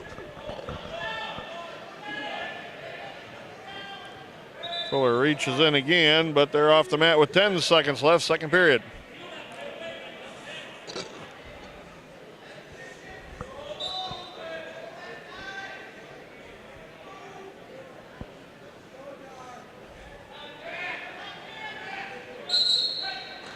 And the 2-4-2 Fuller trails. Fuller's choice, he's going down. He's having trouble from the bottom getting Woodhull's getting him off his wrist. That is I'm going to put him on his feet, give him the one free point. It's 4-3 now, Woodhull. And a deep double leg shot. Wasn't ready for that. Nope. Tentative defensive wrestling versus looking for offense. Come on, Roger, buddy, get the one back. Fuller to his feet. Woodhull cuts him loose. He's wrestling hard. 6-4 Woodhull over Roger Fuller with about a minute and a half left here in the first period. Hard snap down. Fuller tried a headlock. Keep wrestling. We're off the mat.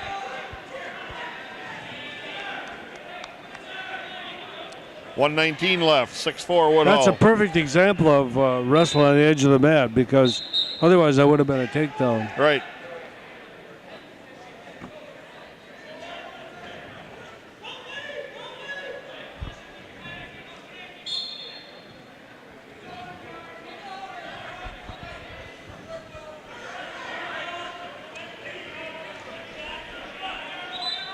And they spin out of bounds. 57 seconds left. Fuller's down by 2.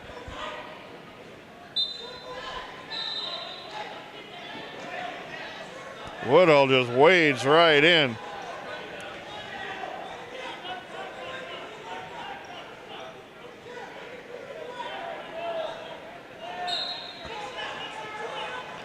Inside single leg shot, Tudor takedown. Tied it up with 35 seconds left. That is a nice takedown. We've been waiting for that the whole match. Now what do we do? Yeah. Try to break him down.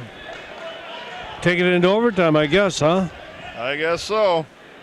Unless you got to cut him loose and try to take him down one more time. Woodhull not having none of that, so that's probably fine there. 7-6 Woodhull. Fuller's got a chance to score yet.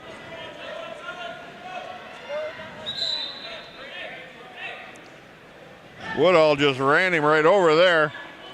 20 seconds left.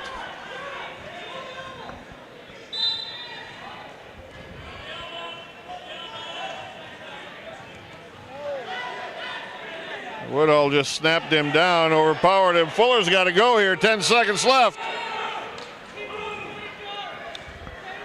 Woodhull blocking now. Oh, he's got that tight collar tie on him. Fuller goes down 7-6. Close match, but not quite enough from the Red Raider. A little outpowered and outsized. 195 pounds, Kamrowski. He fought back pretty darn hard. From New Richmond. The other side to bracket again. Jalen Wright out of Menominee against Sam Mitchell out of Marshfield. And in that match, Mitchell is ahead 10-3. And if Woodhull were to win in the finals over Mitchell, Fuller would have to beat Mitchell. And that matchup hasn't went in the Red Raiders' favor this year either. So we have one more Red Raider in this round. Lane Collada is taking on Alec Kurtz out of Rhinelander at 195. We'll bring you that match when we return to the individual sectional. The semifinal matchup, 195 pounds from the individual sectional. Lane Collada, your Red Raider, 22-14, a junior, taking on third-ranked Alex Kurtz out of Rhinelander, 41-1, and a senior. And Kurtz instantly into a high single back trip. Takes a lot of hard to the mat with a takedown and has a crossface Kurtz is pretty cradle. impressive. He knows he's not very physically imposing, but he's pretty tough. 22nd pin for Kurtz. And puts Collada into the wrestlebacks. And he will take on the loser of Chance Kamarowski or Travis Messer. That's the other semifinals at 195 pounds.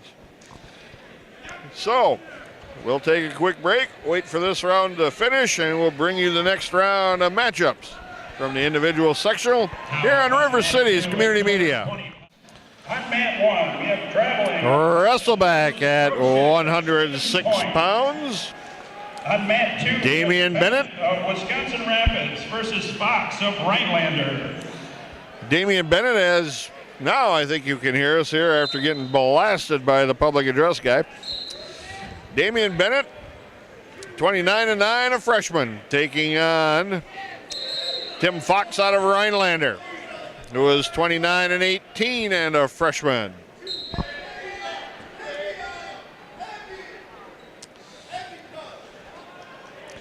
These two met in a wrestleback for second place in the regional. Bennett had the win that day, 5-3, but he gets taken down right off the bat, trails 2-0.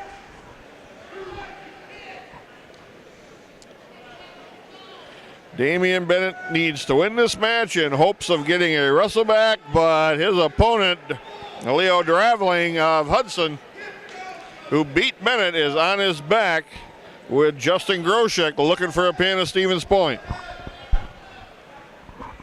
Tough round of wrestling, because even though you're in the finals, it doesn't guarantee you a trip down to Madison. Correct. If you lose in the finals and have not wrestled the guy that was in the wrestleback, 2-point reversal for Bennett, tied at 2. And that was a nice reversal. He'll stand up and hit a switch and got control. So I think once he starts feeling a little mojo, he'll be okay here. To finish the bracketing here, if you lose in the final matchup and the person that finishes in third place, which would be the match between Bennett and Fox, has not wrestled the guy that lost in the finals, those two will wrestle off for a chance to set the final second place finisher.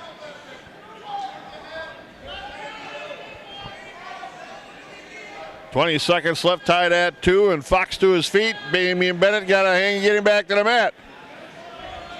Fox trying to backstep over that leg. Bennett staying underneath the arms. That's good position right here for the Red Raider. Got an inside leg lace, does Bennett. And he'll ride out that period. We're tied at 2. Time here in the first period, but he came back the second half of that period. He came back pretty well. Fox's choice, he'll defer. Bennett's choice, he'll go down.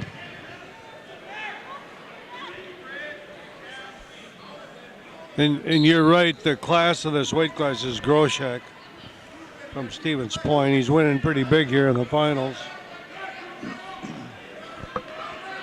Armbar by Fox on top of Bennett on the right side. Close to the edge of the circle. It'd be good for Bennett to be able to get a fresh restart here if he can work his way outside the circle.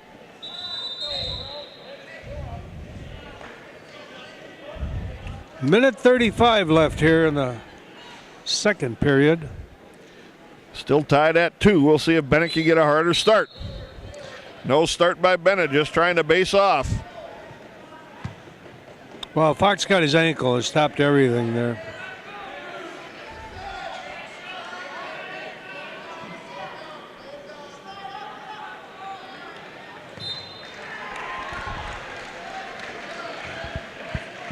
Stay in here, Damian. That a boy. Damian Bennett with the escape. 1:08 left, second period. 3-2 the lead, the Red Raider. Justin Groshek of Stevens Point got a pin in 2:51. That means Leo Draveling will drop down. Damian Bennett's individual season will be done as Draveling beat Bennett. But we'll see if he can finish at least on a high note with a win.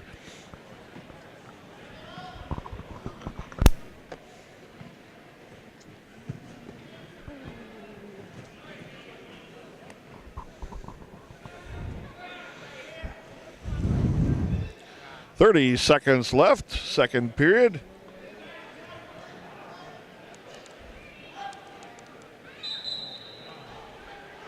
And they work their way off the mat with 25 seconds left. Still Bennett with a 3-2 lead. They're on their feet in neutral. Bennett looks like he's coming alive here a little bit more. He's kind of a slow starter, but he's got good endurance. Fox is basically with an overhook, pushing in. Now Damian Bennett changes that position and starting to back Fox up a little bit. Underarm spin by Fox. Damian Bennett kept the elbow. Got a takedown, too, at the end of the period. Where you make up in those mistakes. Fox tried a whole underarm spin there, and Bennett just kind of stayed with him, and Damian ended up with a takedown. That was big, right on the buzzer. Right. Edge of the mat and on the buzzer. Now, Fox takes down to start the third period. Bennett will be on top riding. Well, he's controlled his arm really good, too. He got that pin behind the back at the wrist. Stay with it. He's kind of a slow starter, but it seems like once he gets moving, he's better. Trouble is when you get with a really good guy, you don't have time to get better. Got him elevated. Trip takes him back down to the mat.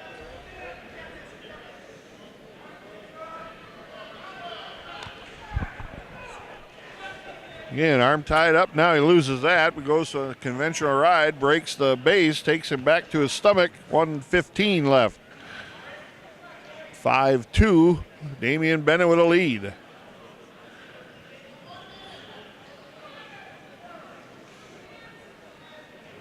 He's controlling him really well. Yes, here. he is.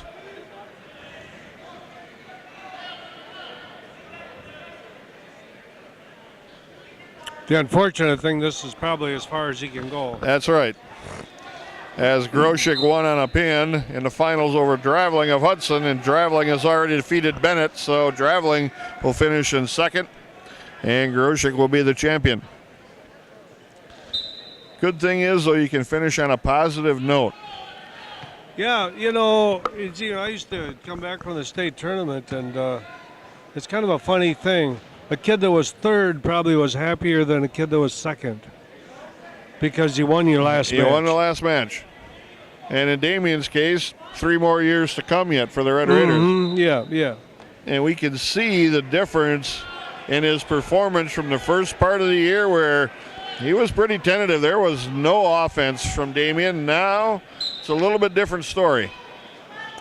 Yeah, pretty afraid to make a mistake. So consequently, you don't do enough. 10 seconds left.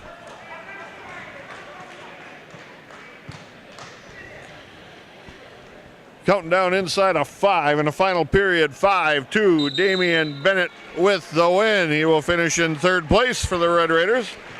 Will not advance to the individual tournament. For 106 pounds, no wrestle bags at 106. Nice job, Damian. Good win, good control win against pretty nice season, yeah. Just a real quality opponent. Next up, the Red Raiders, Cale Bennett's at 113 pounds, taking on a familiar opponent, Gabe Pugh out of Marshfield. Also note, please, that all awards. These two are 1-1 in matchups so far. Wrestle bags are completed. Pugh with a physical start. Bennett's changed levels, dropped into a double. He couldn't get locked up in that leg. He got in, but couldn't get locked up on it. So Pugh's just going to stretch him out. Couldn't get locked up on it. Come on, face him, Cale. That a boy. Bennett's up to his feet now, up to 1 foot, but Pugh's got a single leg and elevated. Couldn't get a whizzer in and got taken down. Trails 2-0. He get in on that single right away and couldn't get locked up on it. Pugh's a really good little athlete. He does well in the scrambles. Oh, he wants to go back on his feet. This is where Cale caught him in the regional. They put him back on his feet. Cale took him down, put him in a cradle from his feet, and pinned him.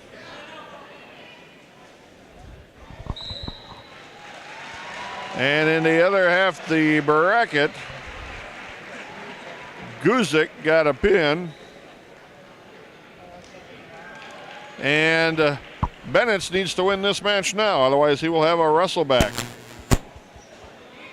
Oh boy, Cale. They counted that pretty well. Pugh was pretty quick. Yeah, he didn't sit around down there. They worked on that during the week. 2-1 Bennett trails.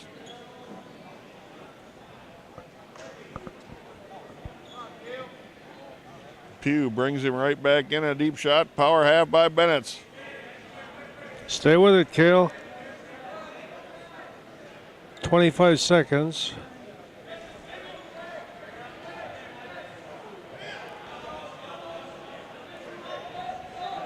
Pugh, shot, and a reshot.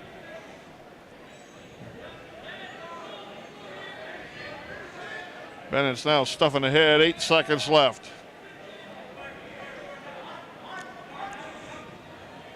Can't quite get clear of the arm. 2-1, Bennett trails after 1 period.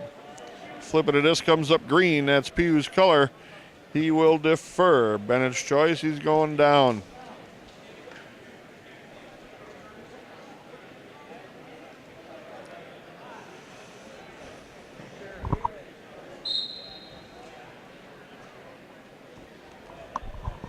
Just based off by Cale Bennett. He's trying to establish that base here and keep his arms out in front so Pugh isn't controlling those wrists.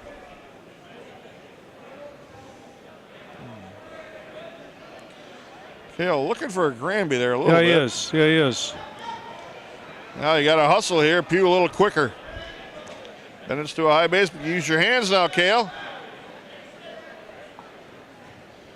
Switch attempt. Pugh steps over the top. Two pretty good little wrestlers. Got into a nice switch situation, and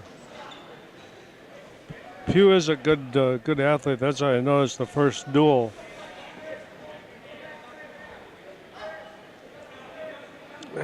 Can't get in close. Trying to get that roll. Reach back, kind of got a leg. 55 seconds left. Too close to the edge of the mat. Yep.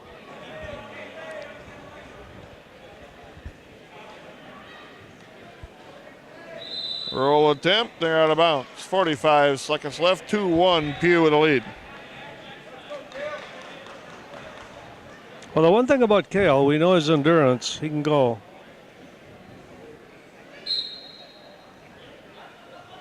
Wants to get into that roll pretty bad. And Pugh's just following him. Yeah, there is no attempt to turn, that's for sure. Can't waste time down here, Cale. Come on, got to be on a move all match long here. Trying to come to his feet. Pugh hanging hard on the right-hand side again. Just 20 seconds. Just riding.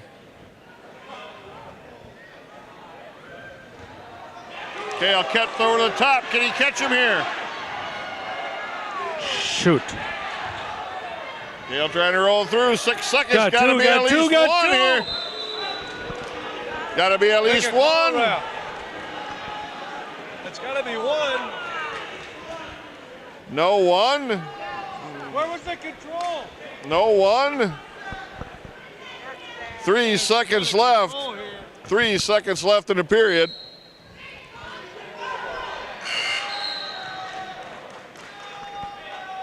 And now it's 2-1 with 1 period left. Pugh's choice.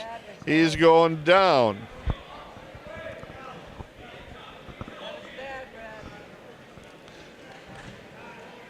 Now let's see what Bennett can do from the top. Come on, Cale. Pugh's pretty hard to hold on the bottom, that's for sure. Switch attempt by Pugh. Trying to get to a spladle here.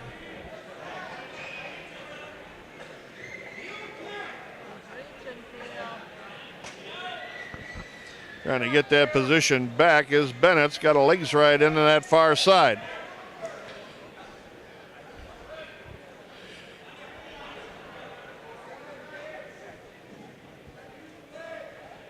$120 left.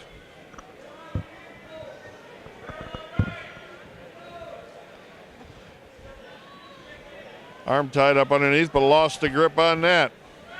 Pugh sitting in a ball on the mat, not doing nothing from the bottom.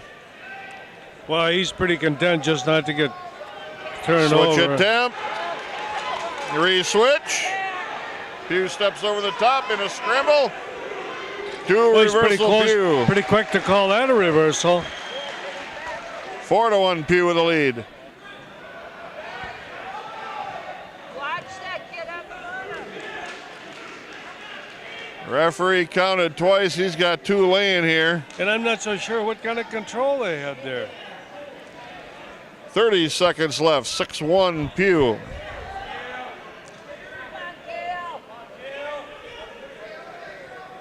Bennett's trying to kick over the top. He's got the reversal there. 20 seconds left. 6-4 Bennett's.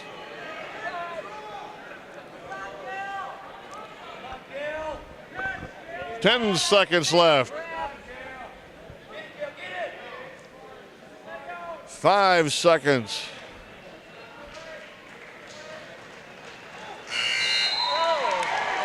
6-3 Pew comes out on top. Cale Bennett's will have a wrestleback to get into second place against Ruben Guzik out of Rhinelander. It's a big call over there. Okay, we will have a wrestleback. Yeah, there was not much control there in that, but Cale's got life yet. He can wrestle his way back into the tournament by beating Ryan Guzik out of Rhinelander.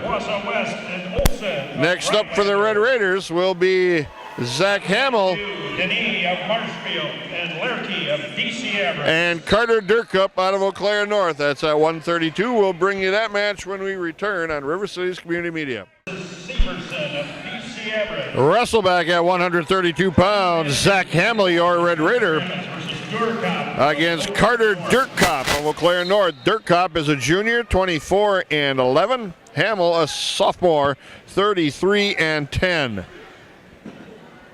Again, for Hamill with a chance to advance, Mitchell Anderson has to beat Thomas Severson, which would be a huge undertaking. And Hamill has to win his own match. Yeah, well, that wasn't very good. He shouldn't have got taken down there. But that's exactly right. You still got to take care of what you can take care of. And that's win your own match.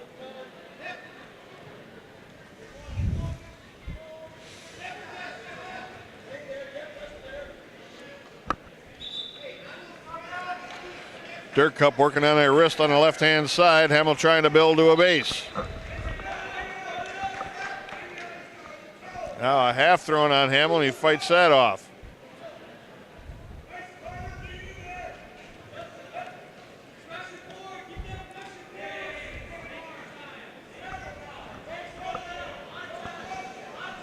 Arm bar on that left side by Durkup, and Hamill's fighting hard not to get turned here. And he goes over with a double arm bar, or an arm and a wrist actually, and Hamill's in deep trouble here. This is pretty tight. Sure is. This was a winnable match too, I thought. 30 seconds left. Hamill's fighting hard here. Come on, Zach, get your arm through here. Match. And there the referee called the pin in 1 minute 40 seconds. Durkup goes on with a chance to get a wrestle back here as Severson and Anderson going at it in the finals. Zach Hamill's season is done for the Red Raiders this year. Big improvement though from the start of the season. It really was, and it was not a very nice way for him to end his season, because I thought that was a real winnable match here, but obviously it wasn't. And but he had a nice year, like you say, from Christmas on. I think he improved a whole lot, and he would have ended up with a about a 34-10 record, something like that, and sophomore. And I guess you take the good with the bad, and this was kind of a. You can't judge a whole season by your last match. Right, and you're looking at down the future, you're looking at 2 more good years of having a Red Raider, hopefully improving each year. So made it to the end of the sectionals. Let's see if he can improve on that next year, maybe qualify for the state tournament. There you go. Good talk. 138-pounder is Weiler Lubeck in a championship match coming up next against Mason Phillips out of Eau Claire North. We'll bring you that match when we return on River Cities Community Media. Phillips Here's a championship match at 138 pounds. Weiler Lubeck, 41-2, ranked number 8, a sophomore. Taking on the number 1 ranked guy in the state, Mason Phillips out of Eau Claire North, 30-2, and a senior. So Phillips going to be the favorite on the paper, and he is exceptional. This could be a tough road to hold for Weiler. We watched Phillips a little bit earlier today, boy. Just shot a double leg dart right in there. It was a pretty solid shot. Takes him down, gets control, cuts him loose. It's 2-1 Phillips. Now in the other match, Vincent Fanning of Hudson, who Lubeck has already beaten, is taking on Caden Pierce of Marshfield, who Phillips beat. You're hoping for Fanning to win that match because then there will be no wrestleback. And Lubeck and Caden Pierce have had a history, and they're 1-1. Yeah, you get cream comes to the top here. And Caden Pierce just got a takedown on the edge of the mat. He leads 2-0.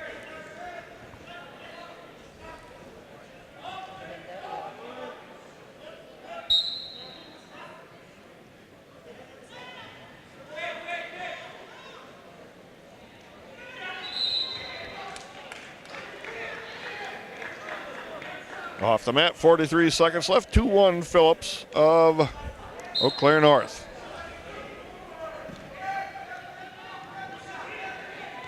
There's a hard double leg shot there. Lubeck stopped it.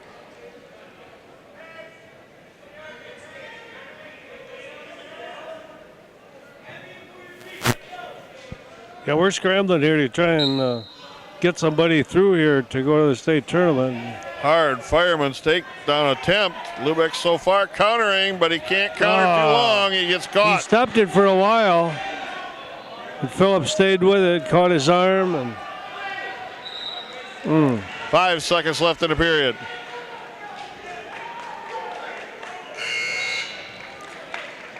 It's going to be 7-1. Lubeck trails after 1 period. Tough first period. Yeah. Phillips' choice, he defers. Lubeck's choice, he's going down.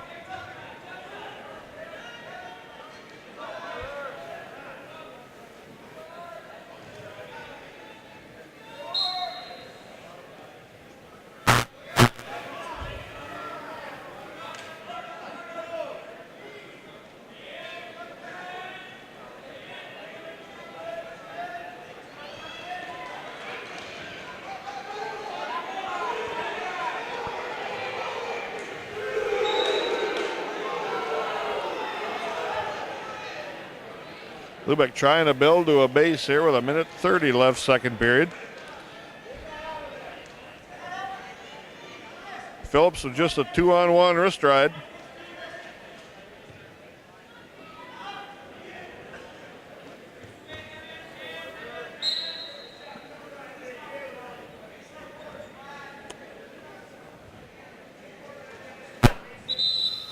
And they worked their way out of bounds. 1:10 left, 7-1 Phillips.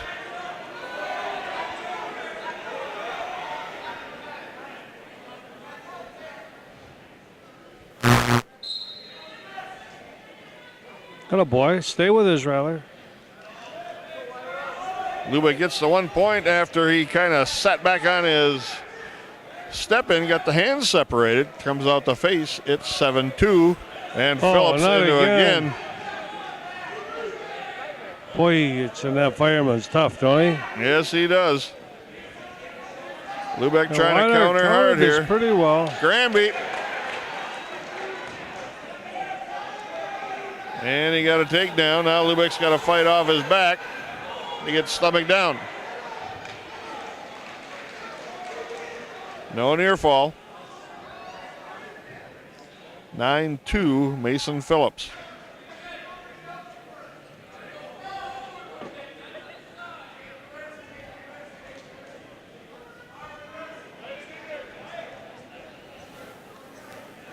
Lubeck looking to pick his hands apart, get the escape off the mat. They work. 9 seconds left, second period.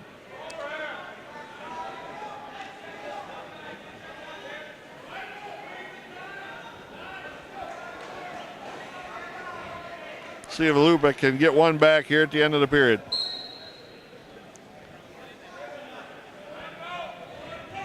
Phillips just a harder start. And it's 9-2 after the end of 4 minutes. 2 minutes left. Phillips' choice. They're going down.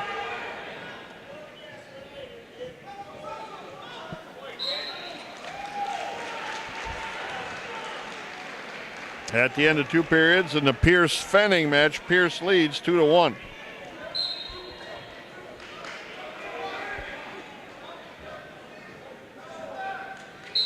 Phillips just wades right up to his feet, and Lubeck has to cut him loose. He's pretty strong, pretty explosive. He is.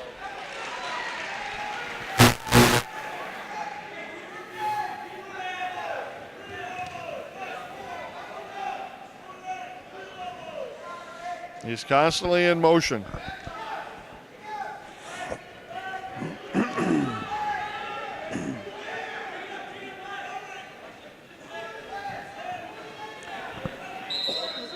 Off a rush, and he stepped into an inside leg trip to pull the leg closer to him so he get to a single.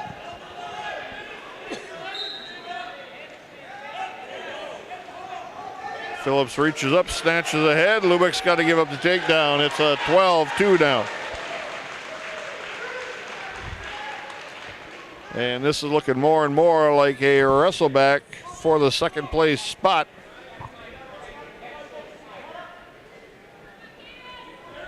And like we've said a few times, just because Weiler is in the finals, it doesn't mean he's second.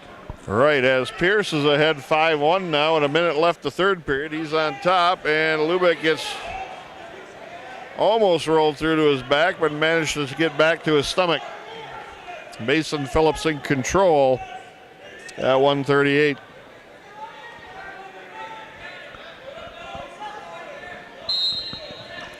Arm bar and a wrist by Phillips.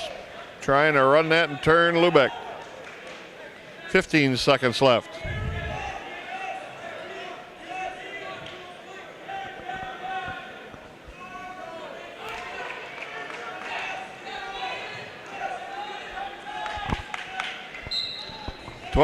Mason Phillips with a win. Not a big upset or a big surprise. Phillips probably is deserving of that #1 ranking. And we'll see. We'll see next week. You know, sometimes you get through these sectionals, you say, wow, this guy looks unbeatable. Then you get down to the state tournament, and there's somebody else in another sectional they think they're unbeatable too. So, all right. So that's kind of how that goes. But Weiler Lubeck is in second place right now. Now he's going to have to wrestle to stay in second place. And that'll be a rematch of a rubber match between the two of them earlier in the year. Yeah, Pierce beat Lubeck in the dual meet. And then Pierce lost to Lubeck. Lubeck beat him in the regionals. In the conference finals. Conference finals. And that's going to be a 5-2 win for Pierce. So Lubeck and Pierce in a wrestleback for second place at 138. Next wrestler on the mat for the Red Raiders will be 152-pounder Berg Diebel and Nathan Fuller of River Falls. We'll be back with more Lincoln High School Red Raider Wrestling when we return to the individual sectional. 152. Nathan Fuller, River Falls. He is 40-4, a junior. On your Red Raider, ranked 7, Berg Diebel. 39-3. He is also a senior. This should be a good match. They met last year. And a tough one. And last year,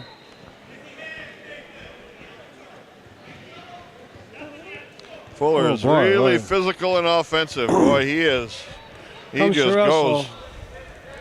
Yeah, you're right. Berg's got to get on offense a little bit. Ooh, he got trouble with that hip down.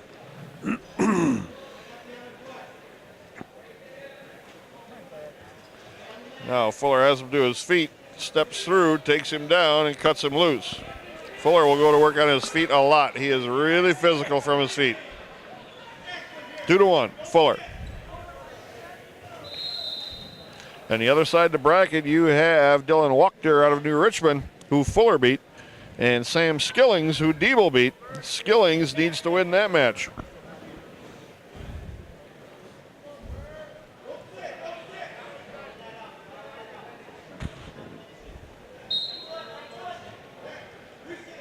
Reshot by Fuller.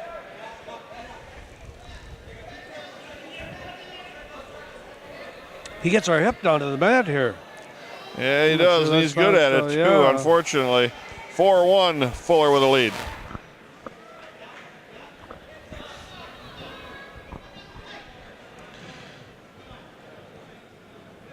Two-on-one wrist tied up underneath. Now Diebel gets that loose. 30 seconds left. We got to try and get one back here in this period yet. And Fuller gives us one. And he's right on offense instantly again. Off the mat they work. Boy, and I think we're fortunate. Diebel's going to get an offense here a little bit. Yeah. But he's not given the opportunity. Fuller is just controlling this match from the start.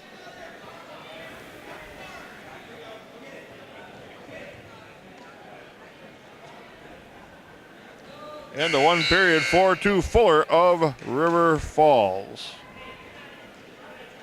Well, on the good side, we're still only down by 2 and we've got 4 minutes left. So Berg's got to tighten this up here. I mean, he's got to tighten up his wrestling technique here a little bit and not let Fuller get those hips loose right away, which he did. And it's now 5-2. There's another shot in, around the corner, changes to a double, and gets taken down again. Boy, we're getting it taken to us here. Yeah, unfortunately. And Fuller's... Did Berg beat Fuller last year? 1 point escape. Berg to his feet. Straight in shot. Come on, set it up. Set it up. Too far out. Come on, we're a little better than this.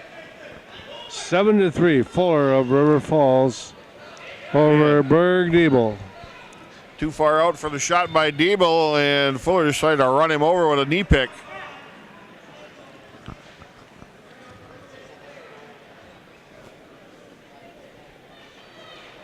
And Skillings is winning down on the other mat here. Which that's a good thing for Fuller, or excuse me, for Diebel. Yeah. We can use a break. Yeah.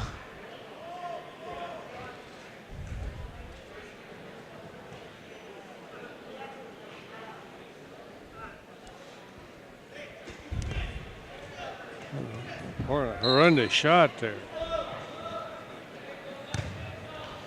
Fuller with a one-handed signal.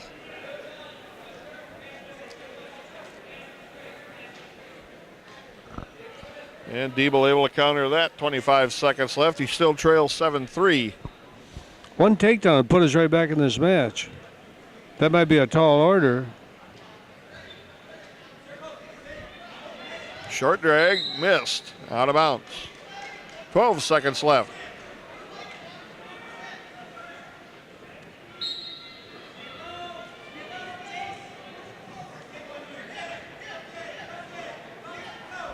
Knee pick, Diebel goes underneath with a duck. Fuller hips over the top. Diebel's got, no, they said the scramble. And the head official asked the assistant, and the assistant probably is never going to override the head official. Sure don't seem like it, but he's just going to stand there and let the pressure. Went either way there right at the end. He's just going to stand there and let the pressure all go to the main guy right there. So it's 7-3 here. Nathan Fuller of River Falls is leading Berg Diebel, and he's kind of had his way, but I think Berg's about ready to start coming back here. 7-4. One takedown to put us back into the match here.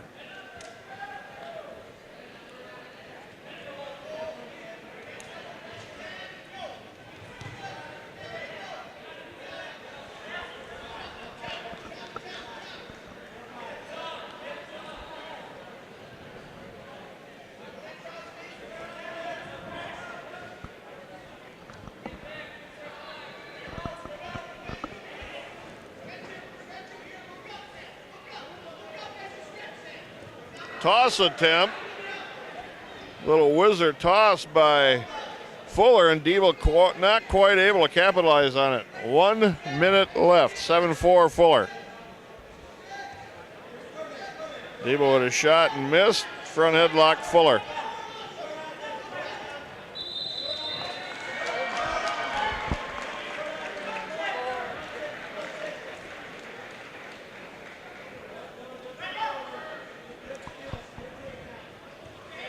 Sam Skillings got the win over there on the wrestleback side, so Diebel's automatically into the second place.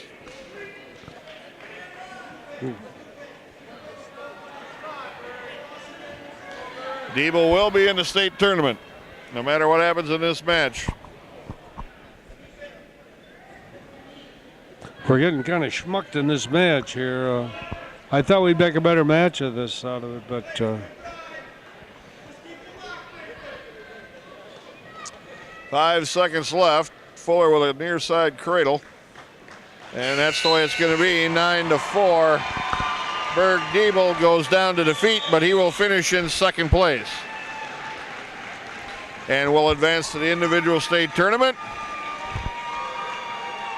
So we get one kid in the state tournament so far, thanks to Skillings, because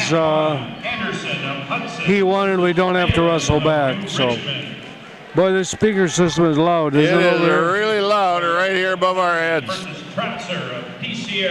The next matchup is at 182. It's a wrestleback. Roger Fuller against Jalen Wright out of Menominee. That's a wrestleback for a chance to be in third place, hoping for the correct victory in the finals. We'll bring you that match when we return on River City's Community Access.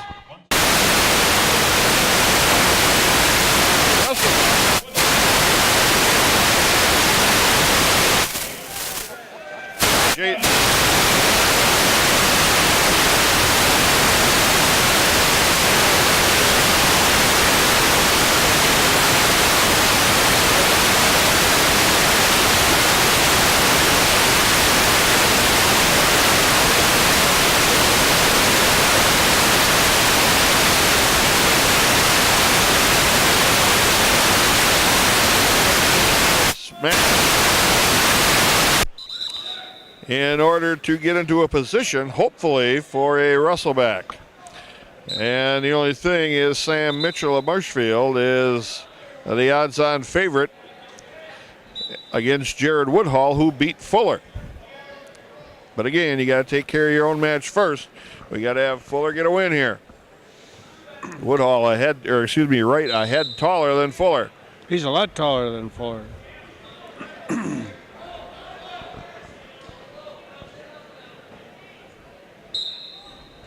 Underarm spin. Came up the face. Roger Conant now headlock here, looking like Wright wants to throw that. Now he backs out of there, getting into a 2% type. And that's what he's trying to toss Fuller with.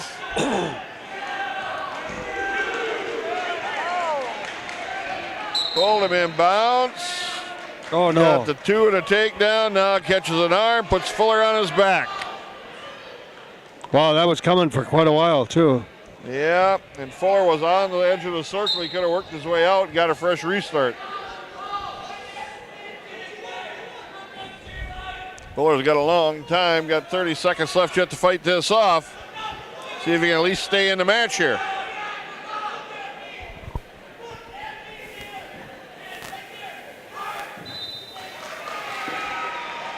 And there is the match in 142, 142. Wright of Menominee will advance, and he will probably get his wrestle back. Roger Fuller finishing in fourth place in the regional. Fourth place for the Roger Fuller, and I guess that's it's not bad. You don't come in here, though, wanting to be fourth. And it looked like that was going to be a match. It was winnable. Got hung up in kind of a throw position with his elbow way up in the air and got put to his back. And It's kind of the name of that tune. You can't make mistakes at this level. The Red Raiders have Lane Collada at 195 coming up next. He's going to have a tough wrestle back against Travis Messer out of New Richmond. We'll bring you that match when we return on media.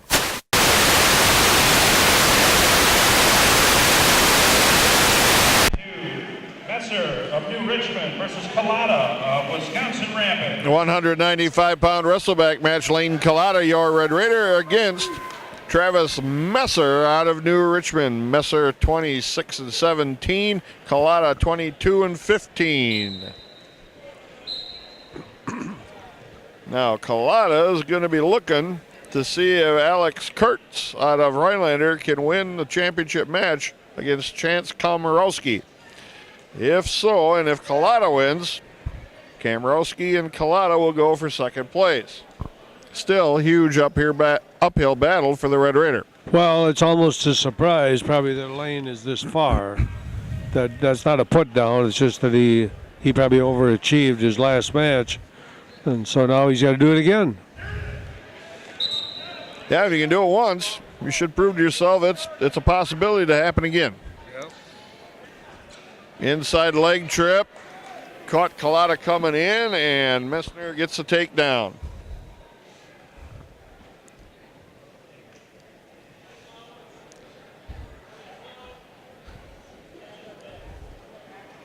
Leg lace by Messer on the left side, crossbody half. Collada trying to roll through it. Can he score here? No near fall given. Gotta pick the grip here, Lane Collada. Stretch him out here, Lane.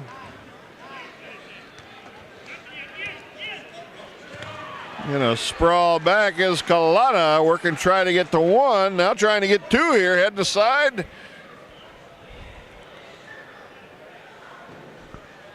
Two options here. Either keep going to head to side or dump him back the opposite way to his back.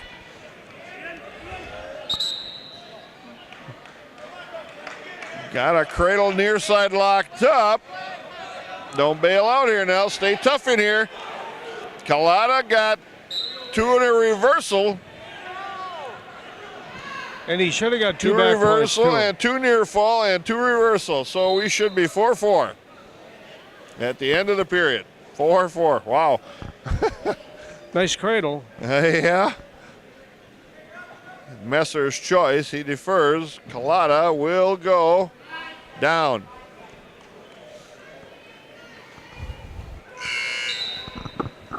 Good. Messer from New Richmond's a senior.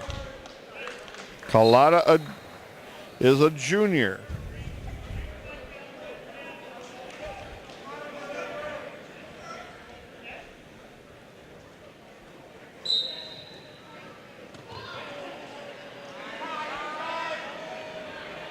Get your stomach down, Lane.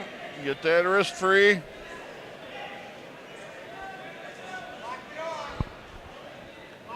No near fall.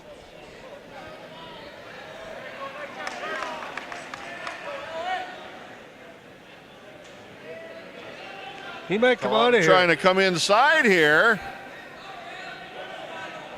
There's no near fall there. Get stomach down now.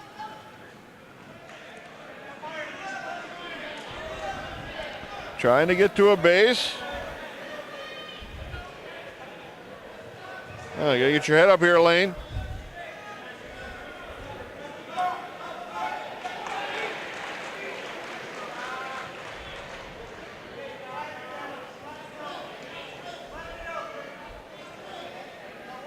A lot of trying to come up high. Messer trying to put the legs in.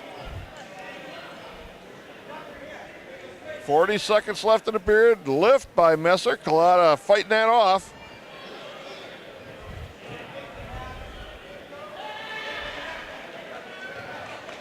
This gets forced back to the mat and they're out of bounds now. 28 seconds left, 4-4. Be huge if Collada can get at least one here.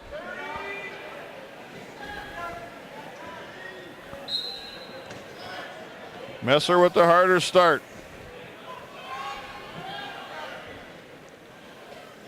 And in the other match, Kurtz of Rhinelander, who you need to win, is up 8-0 right now. So that match is going the way we need to. Lane's got to take care of business here. 5 seconds left, second period.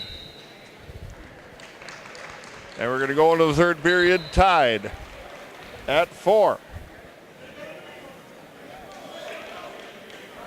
And Collada will be riding. And they're going to put him on his feet. Going to give him the lead. 5-4 and go to work on their feet.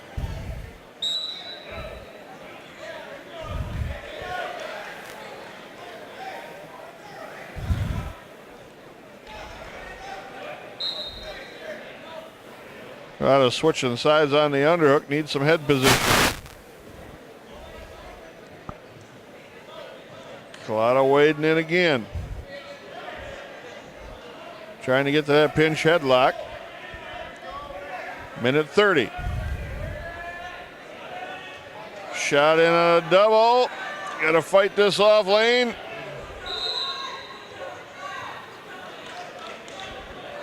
Don't give up on it here, Lane. He might end Get up your with a hips cradle up on here again. now, Lane. Get your hips up on top again, Lane. 110 left. Don't stop down here, Lane. Maybe we get a stalemate, that would help. 2 takedown, Collada. They awarded the takedown. It's 6-5, Collada, 45 seconds left.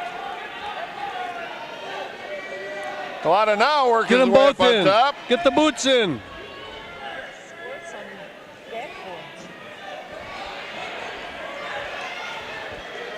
30 seconds left.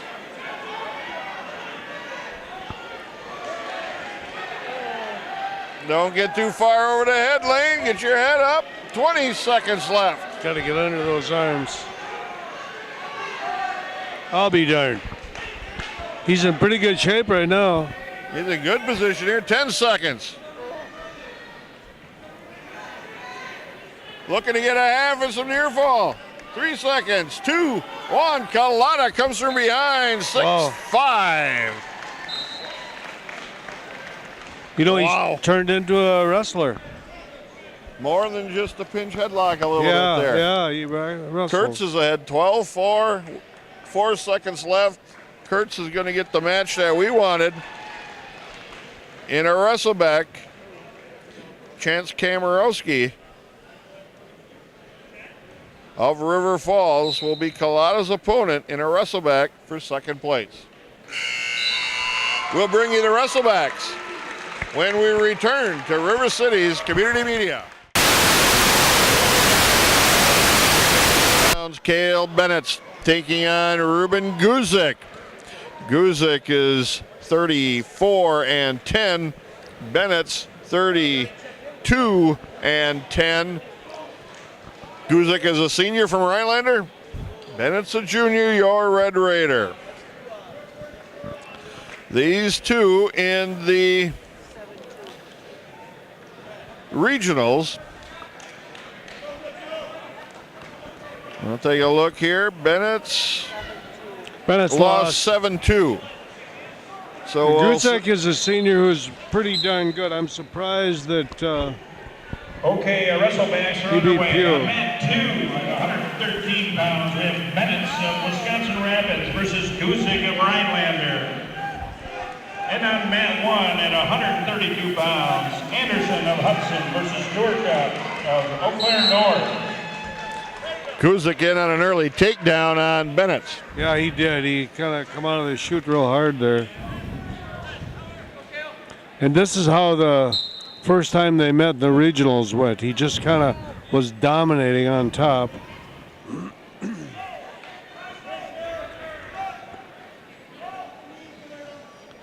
Again, this match here is for second place. Yeah, the winner of this will go to the state tournament. We got 1 minute left first period. Guzik on top riding Bennett's. Now, wait a minute. That's stalling. And a warning stalling on Bennett's. Tying up both of his feet. He's called stalling on the top guy.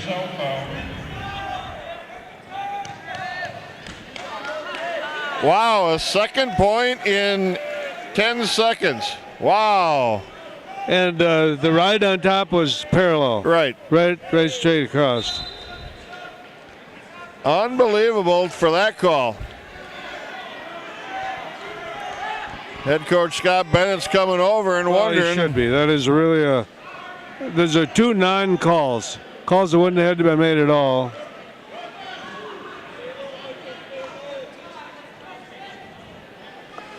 And that was a point. Oh, yeah. So it's 3-0 Guzik. Bennett's now getting back to a base, trying to look for a roll, trying to come up to his feet. Guzik controls that far side elbow.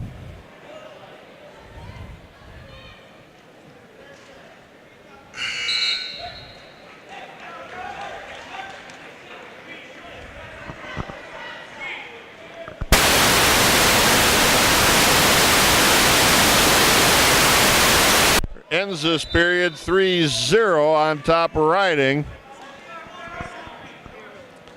And Guzik's choice, he defers. Bennett's choice. They're going on top.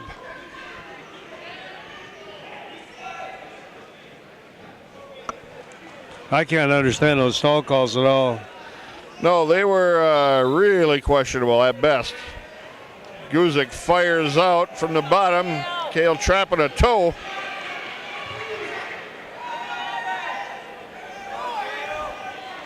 Guzik reaching back and grabbing that left leg of Bennett's. Bennett's trying to work up the body here. And we got a stalemate.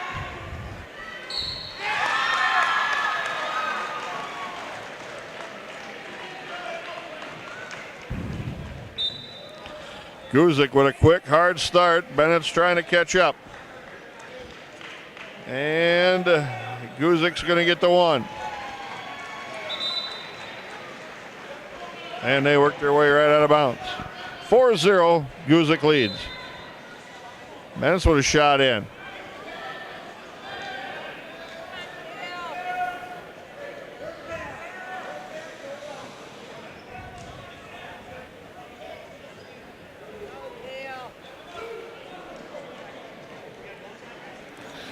Bennett's caught with his head down on the mat. Guzik spins around and gets takedowns now 6-0. Minute 3 left. Second period. Now Bennett's out to face.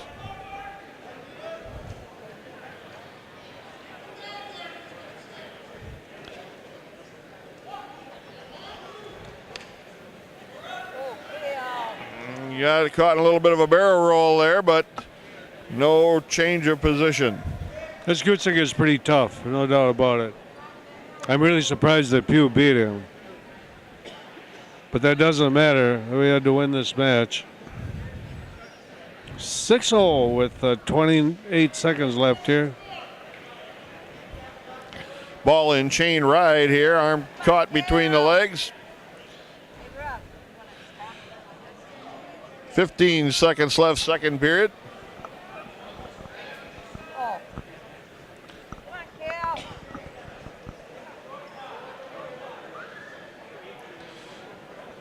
Guzik continues to ride with 2 seconds. End of the second period. Bennett's down 6-0.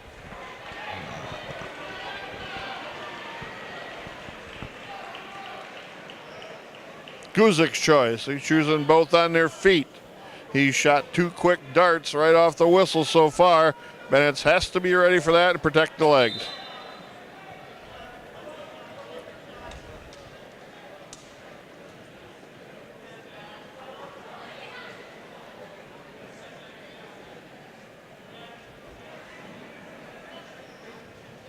Barrel roll. The 170-pound match will begin on Take down Guzik. 8-0. approximately 4:45. Boy, he's hit it with that fireman's twice now. 3 times maybe.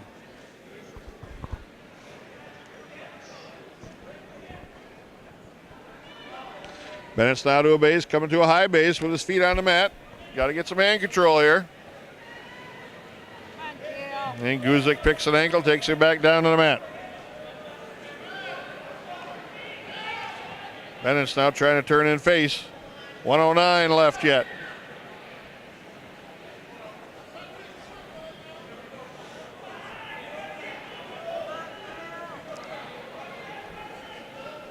Guzik steps around to try to cover that left leg of Bennett's. Bennett's trying to come out to face. Guzik's elevating him now.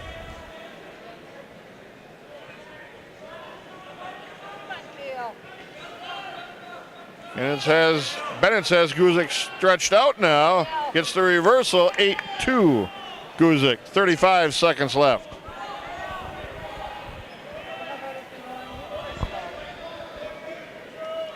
Oh, you want to call somebody for stalling? Looks like that guy in the bottom, probably.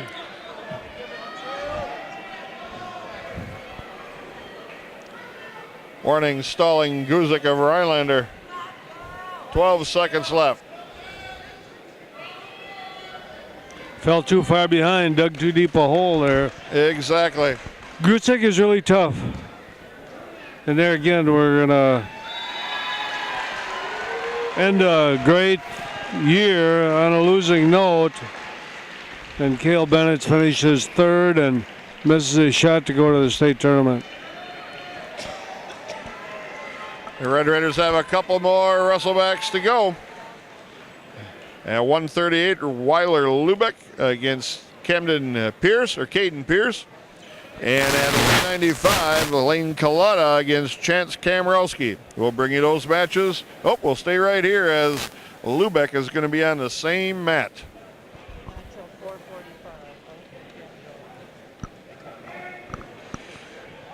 Lubeck has to beat Pierce. Both of them have won a match when they've faced each other. But you'd think this will start turning our way a little bit. It's the same deal we just saw with Cale. Had to win a match, and these guys met last year a few times also. So Lubeck won 3-1 in overtime on a takedown. Caden Pierce did really nothing but defense. He really didn't do anything offensive in the whole entire match. So we'll see if strategy's changed here. There he took a shot. Lubeck easily stopped that.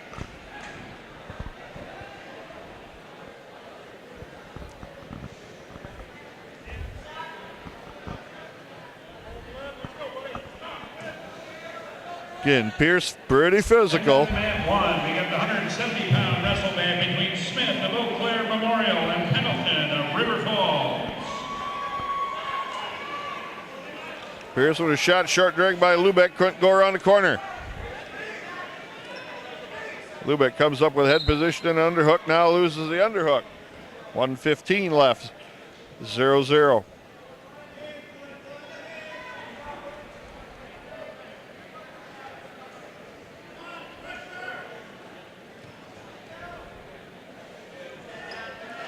Two-on-one wrist control for Lubeck. Now he breaks that.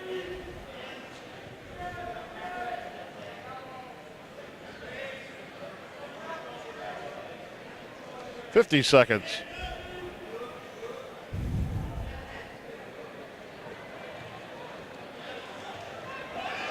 Pierce with a shot in this time. Lubeck with a hard whizzer. They go out of bounds.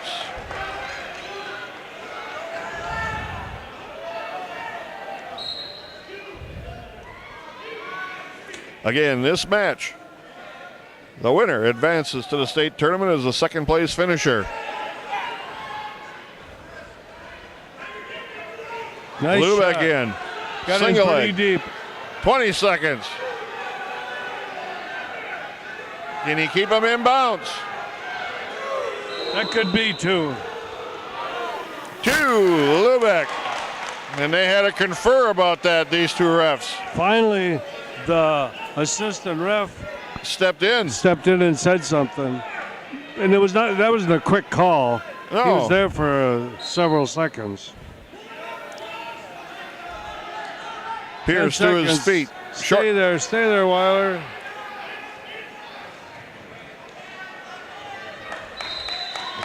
Out of bounds with a second left.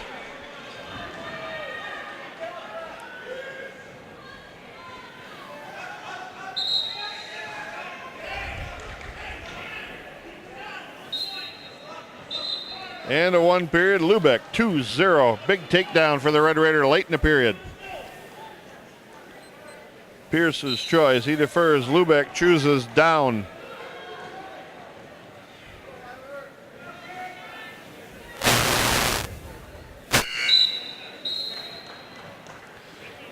Lubeck to his feet pretty easily. Got some hand control. Turns to face. He's got one in the escape. It's 3-0. That's pretty critical. Those are 3 big points. Right. That takedown at the end of the period, that was big. Yep. Because so far they're pretty even on their feet.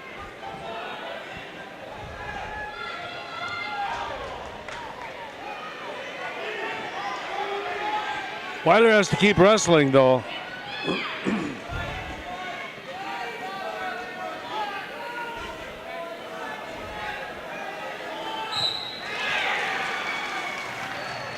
Lubeck with the underhook, but needs better head position.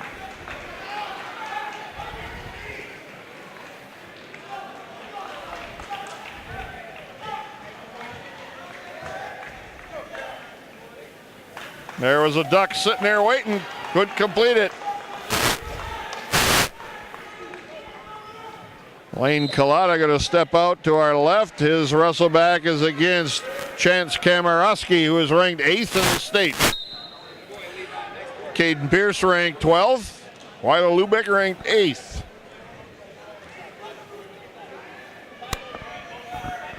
And we got to wait a little bit on a start time on Lane Collada. 40 seconds left, still 3-0 Lubeck.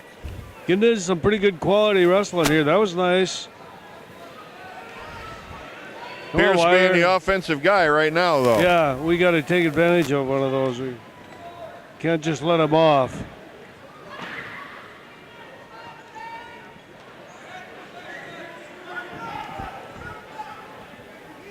We got to look to score here. 15 seconds left. And they're off the mat. 8 seconds left, second period.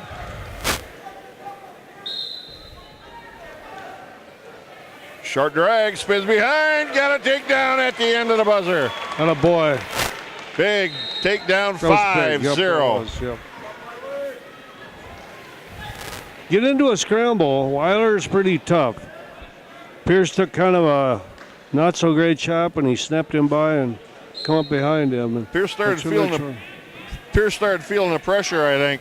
Well, what he did was he just didn't counter not to get scored on. He countered to score. Right.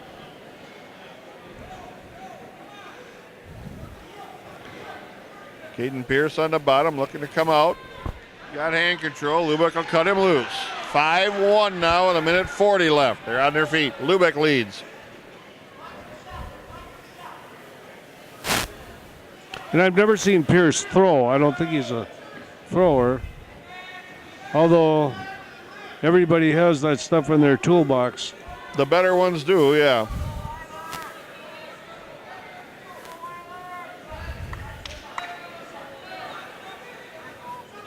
Pierce with a shot, Lubeck with a counter. He's spun out of bounds. It's a good counter.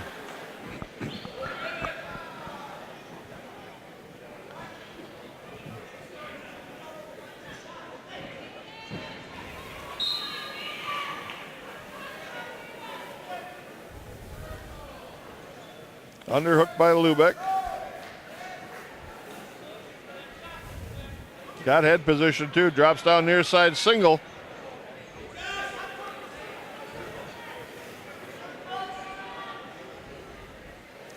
Couldn't complete that.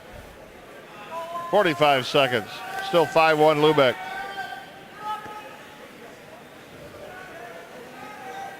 Lubeck drops down near side single again. Back trip.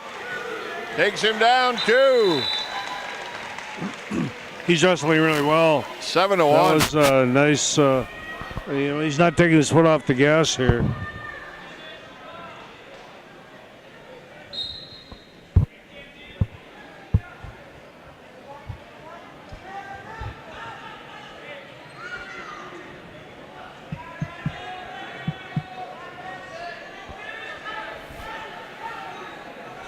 Lubeck with good head position in here, right in the chin. Throw attempt by Pierce. He had to try something. Lubeck just ducks, takes the swing and miss, scores two. He felt it coming and he handled it pretty well. So with a second left, Lubeck is up 9-2. And he will advance to the individual state tournament. Weiler Lubeck 9-2. Good job, Weiler Lubeck. So that was our second guy making it down there. Good. Now we got Lane Collada coming up here shortly. They got to wait for about 10.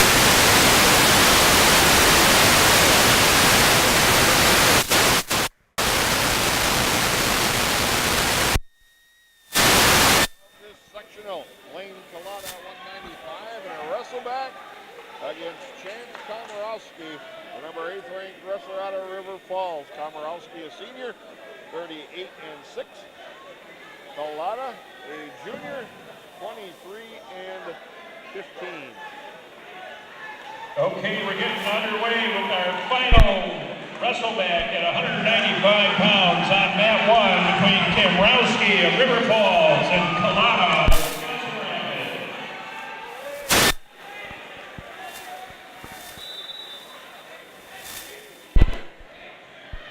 Well, here we are again with one of the loudest PA systems we've heard all year. They just hurt your ears. Oh, boy. What is the point? Lane's a little undersized here. This kid's a pretty big 95-pounder.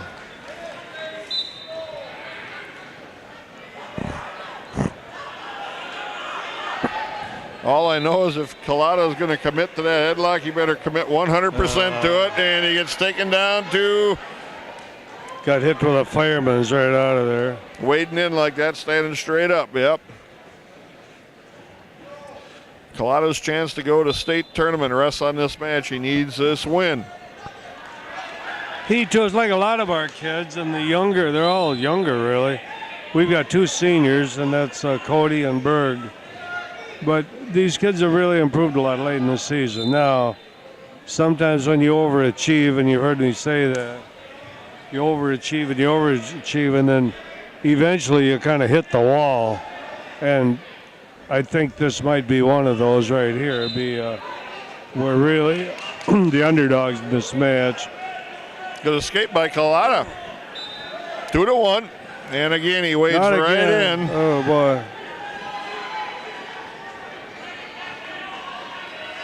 He likes that pinch headlock, and he's pretty good with it. But you do have to protect yourself a little more than that, maybe. And when he's coming in to underhook or lock up there, he's standing straight up. It's now 7-1, Komorowski. Yeah. Collada's got hand control. Komorowski's got his foot up. Now Komorowski just cuts him loose. So we should mention again, Scott, you're going to do the state tournament? You bet. And again, the same fireman's carry, walked right into it a third time. Yeah, we'll be covering the Red Raiders down there, and that'll be Weiler Lubeck, Berg Diebel. So far, Collada's match not finished yet, but Weiler. And I'm going to be there for a while, but then same as last time, I've got a different grandson wrestling in the Division II National Qualifier in college up at St. Cloud. Oh, not again. It's like a takedown clinic. Well, this is probably going to be the match right here.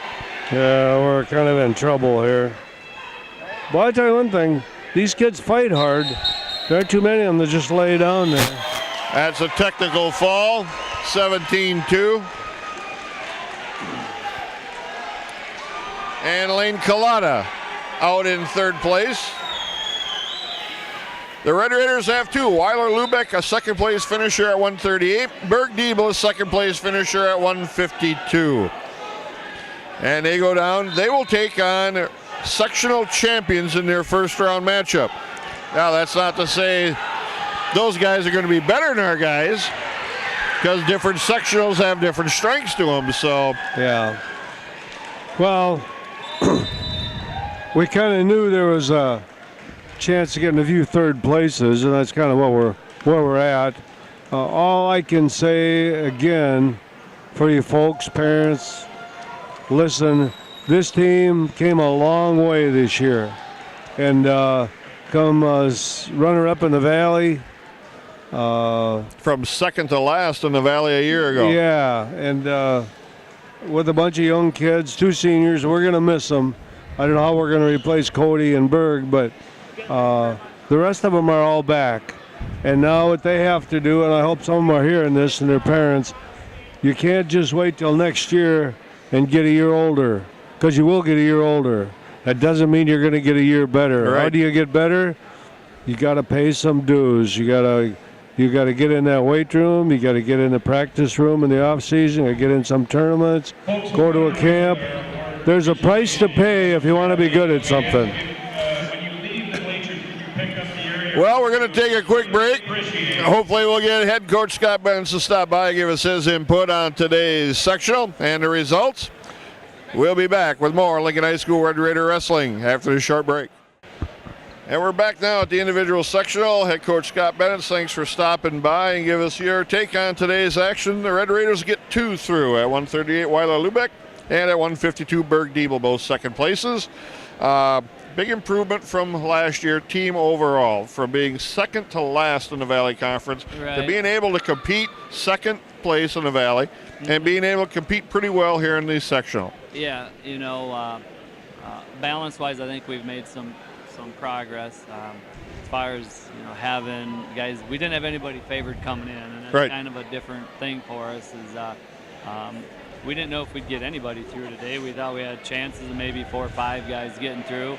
Had to wrestle really well to do that. And I think we wrestled pretty well for the most part. A couple upsets we pulled, maybe a couple that we thought we'd win it, we didn't. But you know, we did end up with the 2, and you know, just as a team, we won some matches there. I think we ended up 4th as a team. I think we ended up 4th. I think so. Yep. Like that. So, you know, overall, it was a pretty good day.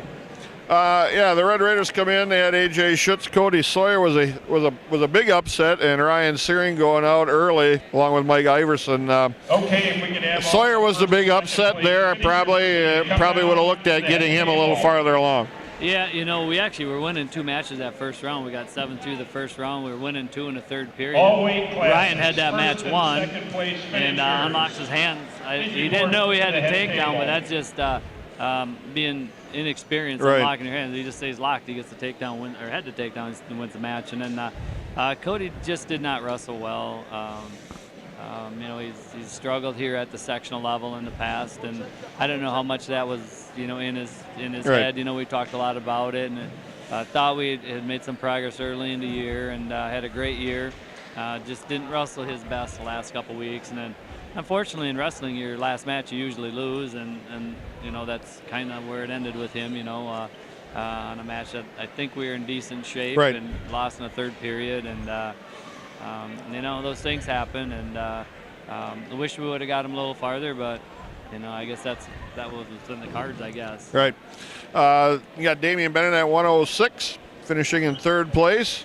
Got into that in the last half of the tournament there in the weight class, and then got dumped out. Yeah, you know, he was the 3rd best guy in the weight. Right. And he was going to have to pull a huge upset to qualify. And realistically, you know, he was a 500 wrestler in middle school a year ago, and the kid ends up with 31 wins this year. You know, so the progress he made to get 3rd in the sectional was probably not what we thought we'd get from him. He surpassed a lot of our expectations, and you know, I thought he had a pretty good day.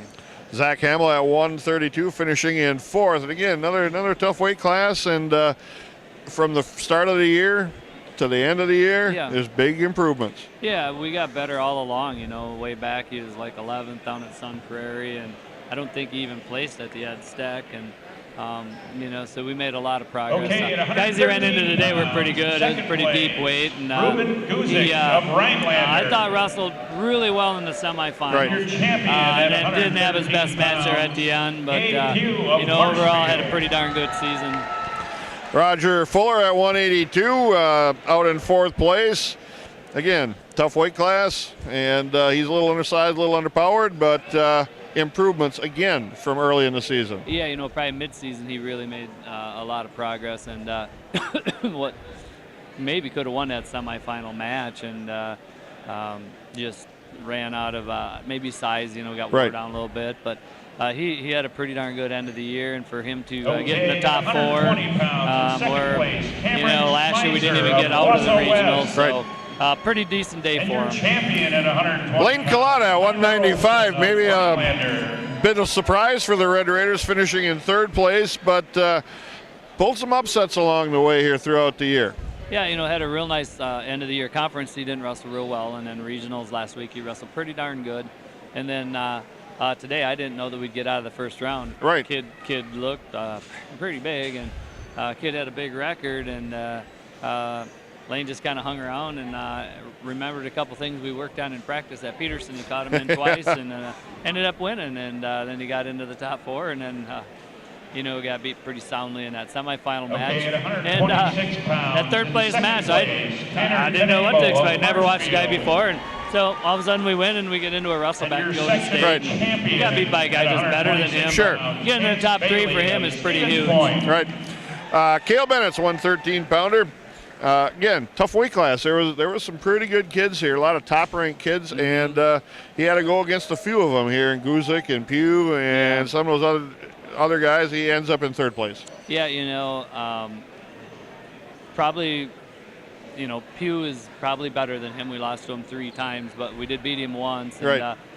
You just hope that you win the right one, and you know, we won that last week when we were fighting for a team spot. And it was pretty important at the time, but you know, I thought we might have had him pinned in that match. It was a good match, and then that match with Guzik, just a tough draw for us. Right. And started out not good, getting taken down. That stalling call kind of set the tempo. That was really strange. Yeah, you know, both of them. Yeah, that kind of really hurt. You know, that you know, we just had troubles getting going, and after that. Well, the 2 guys you qualified, Weiler Lubeck at 138, finishing in 2nd place. Yeah, you know, return state, you know, tournament trip. He had hoped to go down as a champion again this year, but Mason Phillips is very good. Oh, yeah. You know, I don't know that we could beat Mason Phillips without catching him. And, right. Then we ended up beating Pierce pretty soundly in matches that have been close the last 2. Right. And wrestled really pretty well that last round to get down to the state tournament. 152-pounder, one of your senior leaders, Berg Diebel, finishing in 2nd place. Yeah, you know, I think he had a letdown in the finals knowing that he qualified. I don't think he wrestled very well at all. But man, that semifinal match, I thought we were out of it. He did not wrestle, you know, some spots right at the end of that first period got taken down, and down 4-2 going into the 3rd. And when we watched the kid, we hadn't seen him much, but that first round today, the kid made a lot of mistakes. And one of the things about Berg is he makes a lot of mistakes too, but he also capitalizes on other people's mistakes. And that kid just made 1 too many mistakes, and we caught him for points, and then caught that Turk, and then ended up riding out about 50 seconds in there and then get called for stalling. So it was a nice way to win, and pretty excited for him to get down there. 2nd place at 100. Next week, the Red Raiders have a short week of practice, and then you head out on Thursday to the Kohl Center in Madison. What's next week going to be like? No idea. You know, problem having both guys runner-ups, you don't know. It's usually luck if you get a good draw by losing in the sectional, but it does happen. Typically, obviously, you know, you're better off going down as a champion. So we don't really have any idea. You know, I think they're both capable of winning matches. The good thing is Weiler does have experience down there, and I don't think we're going to see the match that he had last year where he just did not wrestle well. So I think that's going to help him. And Well, after we got unplugged for power here, and now we're back here. We're talking about the guys going down there, and there's a pair of them this year. Yeah, I think we'll be fine. You just hope that the draws are good. And your sectional champion at 160 yeah, I think it'll be exciting for them. They're pretty good friends. They practice together all the time, so we got drill partners. You got somebody to room with. You got somebody to kind of not just have all your feelings and nervousness all stuck inside, nobody to talk to. Talking to coaches is okay, but it's kind of not the same as talking to your buddy. No, it's a lot different. So I think that's going to help us, and so should be a good week practice, and yeah, we'll see what we can do. Hopefully, get somebody to or two of them to place next week. But first thing we got to do is we got to start winning a match or two on Thursday. Right. For the guys that didn't make it down there, and the upcoming wrestlers, hopefully to crack the lineup next year, and some of the junior high kids. Big things that they can do down this off season. Yeah, we're excited about next year. Hopefully, we got a good off season with the group we have back. We only lose Berg and Cody essentially, and it's gonna be an exciting time. So we'll see. Right now we're gonna worry about these two. So see what we can do with these two placings. So. Coach, thanks very much for stopping by. Congratulations on getting the two down there. And we'll bring you the wrestling match with Weiler Lubeck and Berg Diebel from the individual state tournament from the Kohl Center right here on River Cities Community Media.